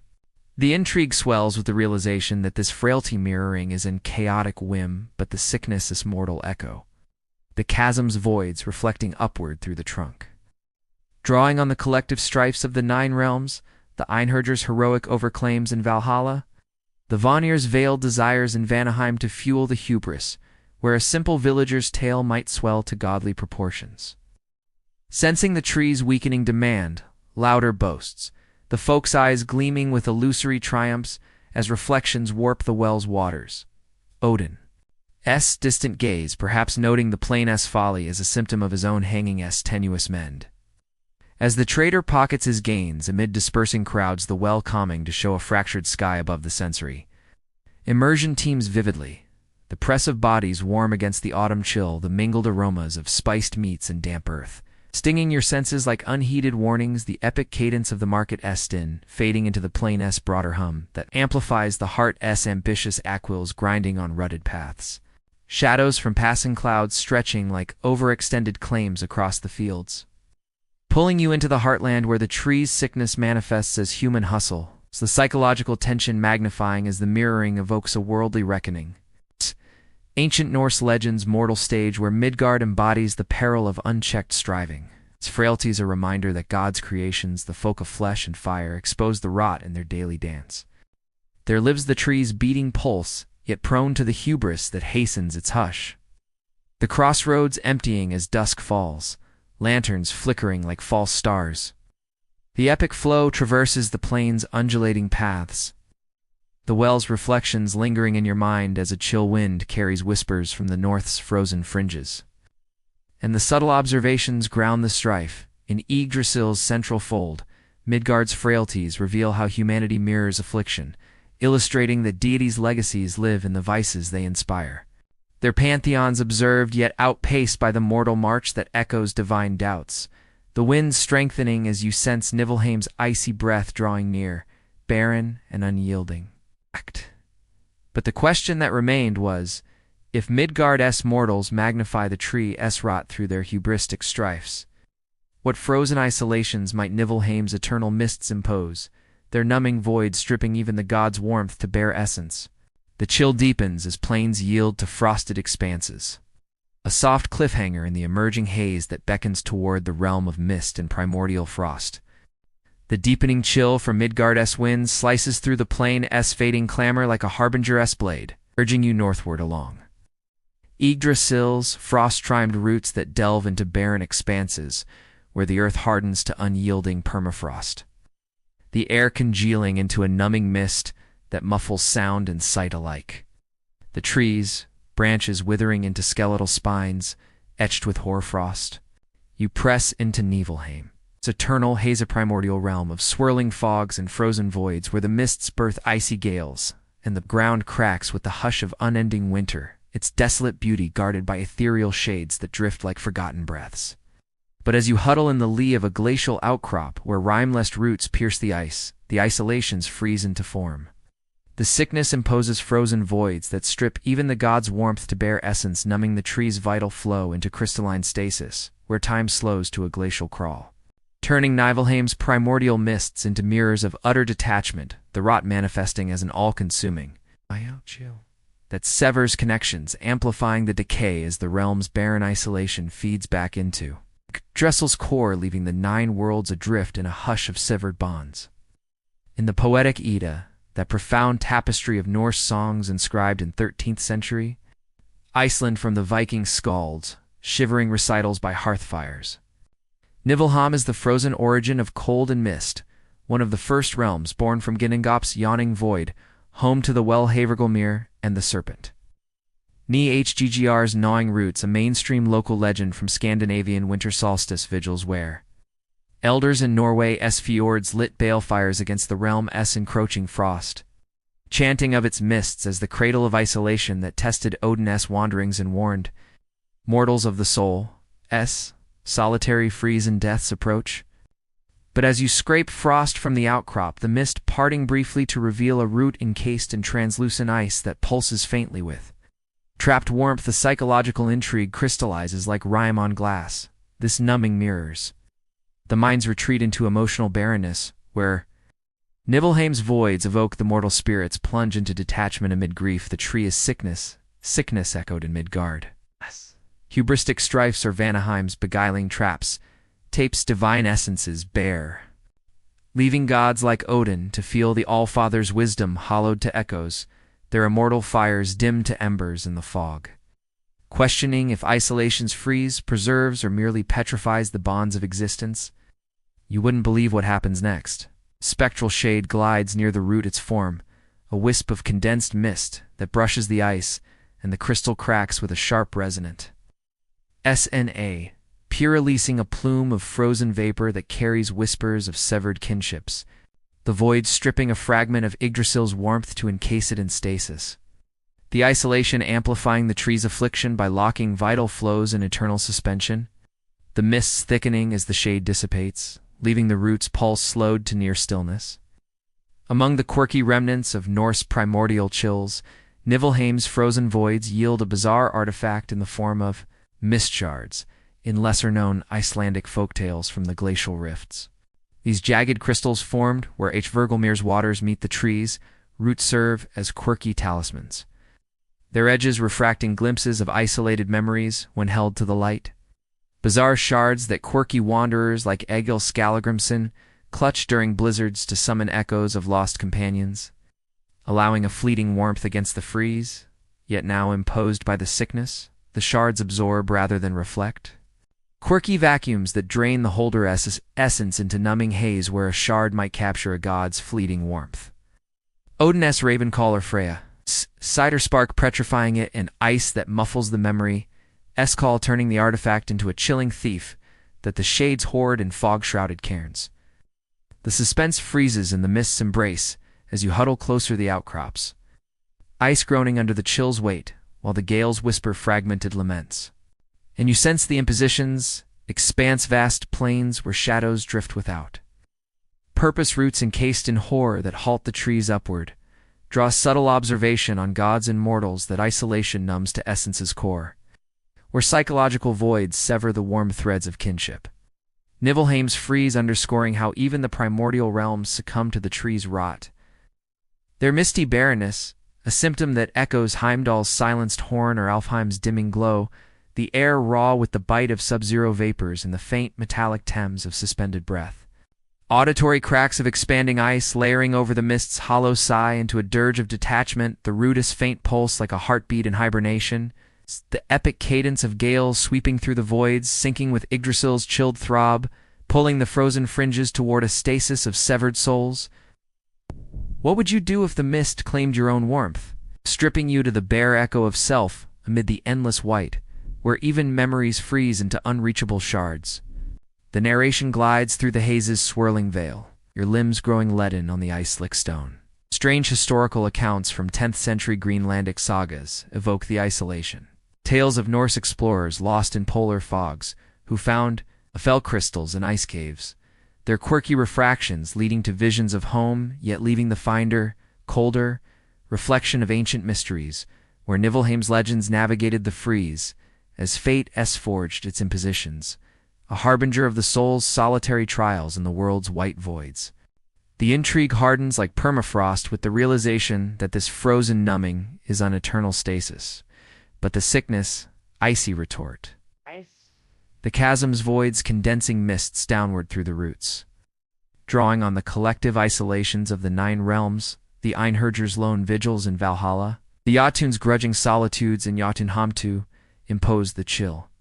Where hell's distant shades might sense the frost's advance, the Vanir's illusions frosting over in Vanaheim above. The shades drifting with a subtle urgency as the tree's essence crystallizes, Odin's one eye perhaps piercing the mist to mourn the warmth his hanging vigil could not fully restore. As a gale subsides, revealing a vast mist-shrouded plain where roots arch like frozen bridges, the sensory immersion crystallizes, the piercing cold seeping through layers like an uninvited guest.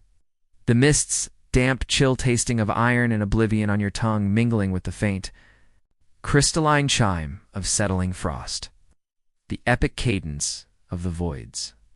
Silence amplifying the inner echo that mimics the heart's slowing beatle, cracking like brittle bones.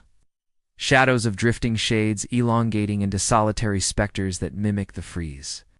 Pulling you into the primordial haze where the tree's sickness manifests as numbing essence, the psychological tension icing over as the isolation evokes a cosmic hush, ancient Norse legends' frozen cradle where Niflheim embodies the peril of stripped solitude. Its voids a reminder that God's origins, born in mist and chill, reclaim the warmth they once kindled. Their eternity suspended in the freeze that binds and bears the soul alike. The plain stilling as the mist swirls denser, concealing paths to deeper abysses. The epic flow traverses the frost-bound expanses, the shards gleam lost in the whiteout as a subterranean wail rises from hell's shadowed undercurrents. And the subtle observations temper the chill. In Yggdrasil's misty margins, Niflheim's isolations reveal how detachment strips affliction bare, illustrating that deities' primordial ties come laced with numbing voids, their pantheons rooted yet remote in the freezes that echo mortal winters of the spirit. The wails intensifying as you sense hell's realm stirring below, death's quiet domain awakening to the tree's encroaching pall. But the question that remained was, If Niflheim's mists numbed the tree's warmth to frozen essence, what echoing silences might Hell's shadowed halls impose, their deathly hush binding the departed in unending, unspoken regrets. The wail carries on the gale as frost yields to earthen gloom, a soft cliffhanger in the descending paths that lead toward the realm of the dishonored dead and unvoiced woes. The wail from Niflheim's gales fades into a hollow, echoing dirge as you follow the descending paths from the frozen mists, the nipple. Frost yielding to a somber gloom where Yggdrasil's roots plunge into earthen vaults of muted shadow and still air the chill lingering. Like a shroud over fields of ashen grass and silent barrows, you emerge into Helheim's shadowed halls, a realm of the dishonored dead, where the goddess Hel rules over the unheroic fallen, her domain, a vast gray expanse of dim-lit chambers and fog-veiled gates where shades wander in subdued processions, their forms translucent wisps, bound to the earth's underbelly, but as you conceal yourself in the lee of a moss-draped archway where roots curve like weary sentinels, the silences bind into being. The sickness imposes echoing voids that trap the departed in unending, unspoken regrets. The trees rot, manifesting as a deathly hush that seals lips and memories alike, turning Helheim's quiet dominion into a repository of unvoiced woes where the shades' laments dissolve into nothingness, amplifying the decay as the realm's isolation feeds back into Yggdrasil's essence, leaving the nine worlds haunted by the ghosts of what remains unsaid. The prose Edda Snorri Sturluson, S. 13th century. Norse myth codex from the Viking skalds, somber lays in Iceland's burial barrows. Helheim is the underworld ruled by Loki's daughter Hel, half-living and half-corpse, where those who die of age or illness reside in a hall of grey mists and low. Table's a mainstream local legend from Scandinavian funeral pyres where mourners in Sweden, longhouses whispered of Hell's gates to ease the passing of the unwarlike, their dirges invoking the realm's sush as a mercy that balanced Valhalla's glory with death's impartial grey, warning that unspoken regrets lingered longest in the fogs of the below.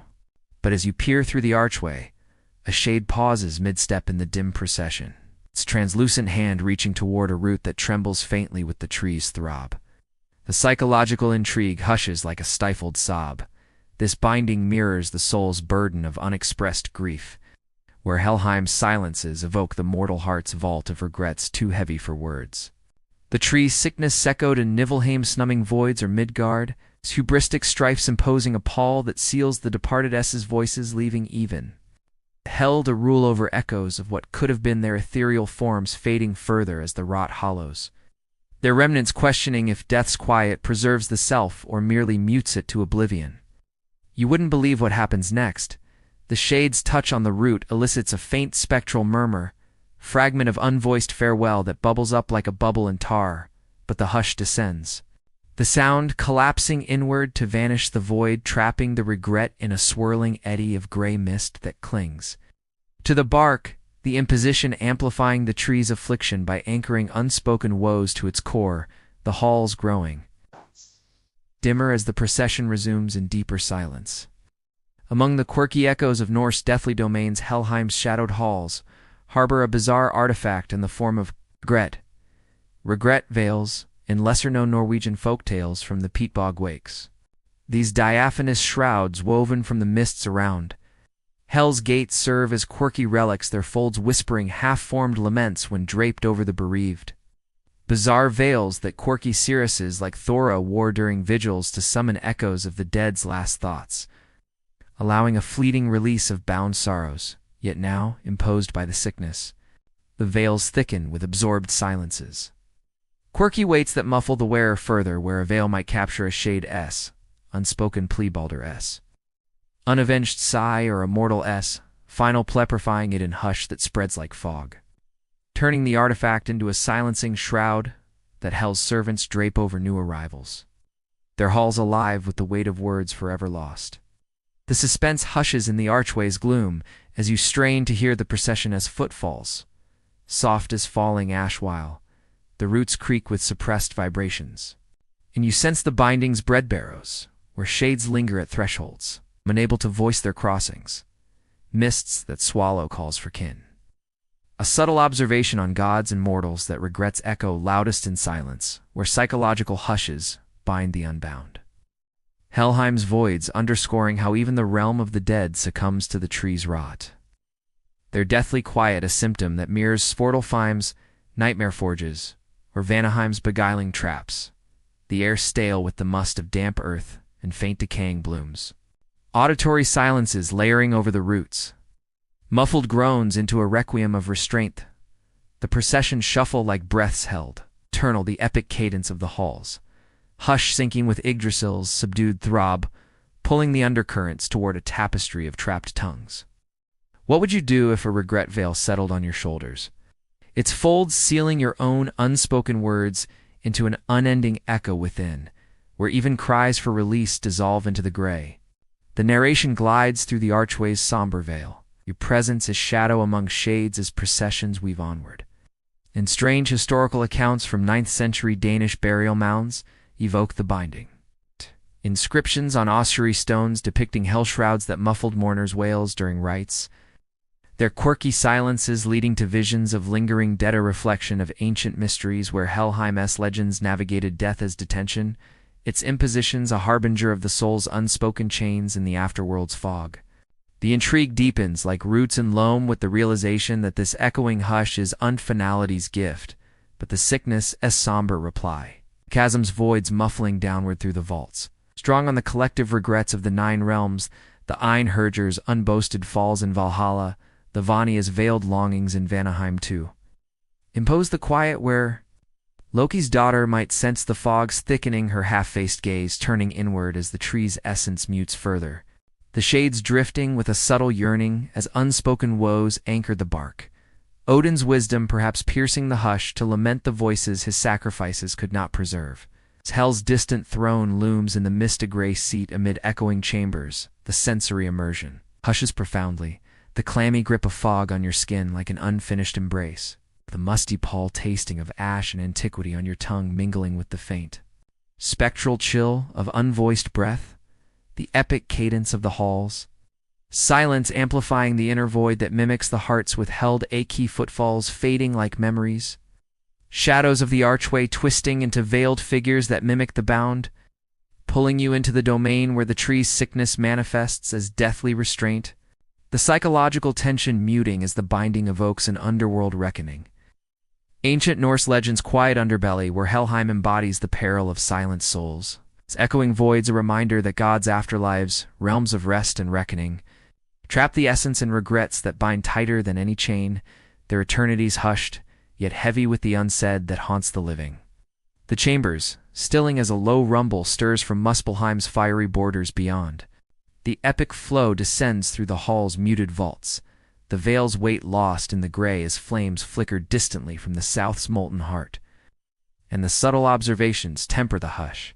In Yggdrasil's shadowed folds, Helheim's silences reveal how regrets anchor affliction, illustrating that deities' dominions over death come laced with unspoken tolls. Their pantheons mourned, yet muted by the hushes that echo mortal griefs unspoken. The rumbles growing as you sense Muspelheim's inferno awakening to the tree's contrasting blaze, heat against the cold. But the question that remained was, if Helheim's hush traps the dead in regret's echo, what consuming fires might Muspelheim's flames unleash, their scorching zeal devouring the tree's barriers in a blaze of unchecked fury? The rumble ignites as shadows yield to glowing embers. A soft cliffhanger and the ascending heat that draws toward the realm of primordial fire and unquenched rage.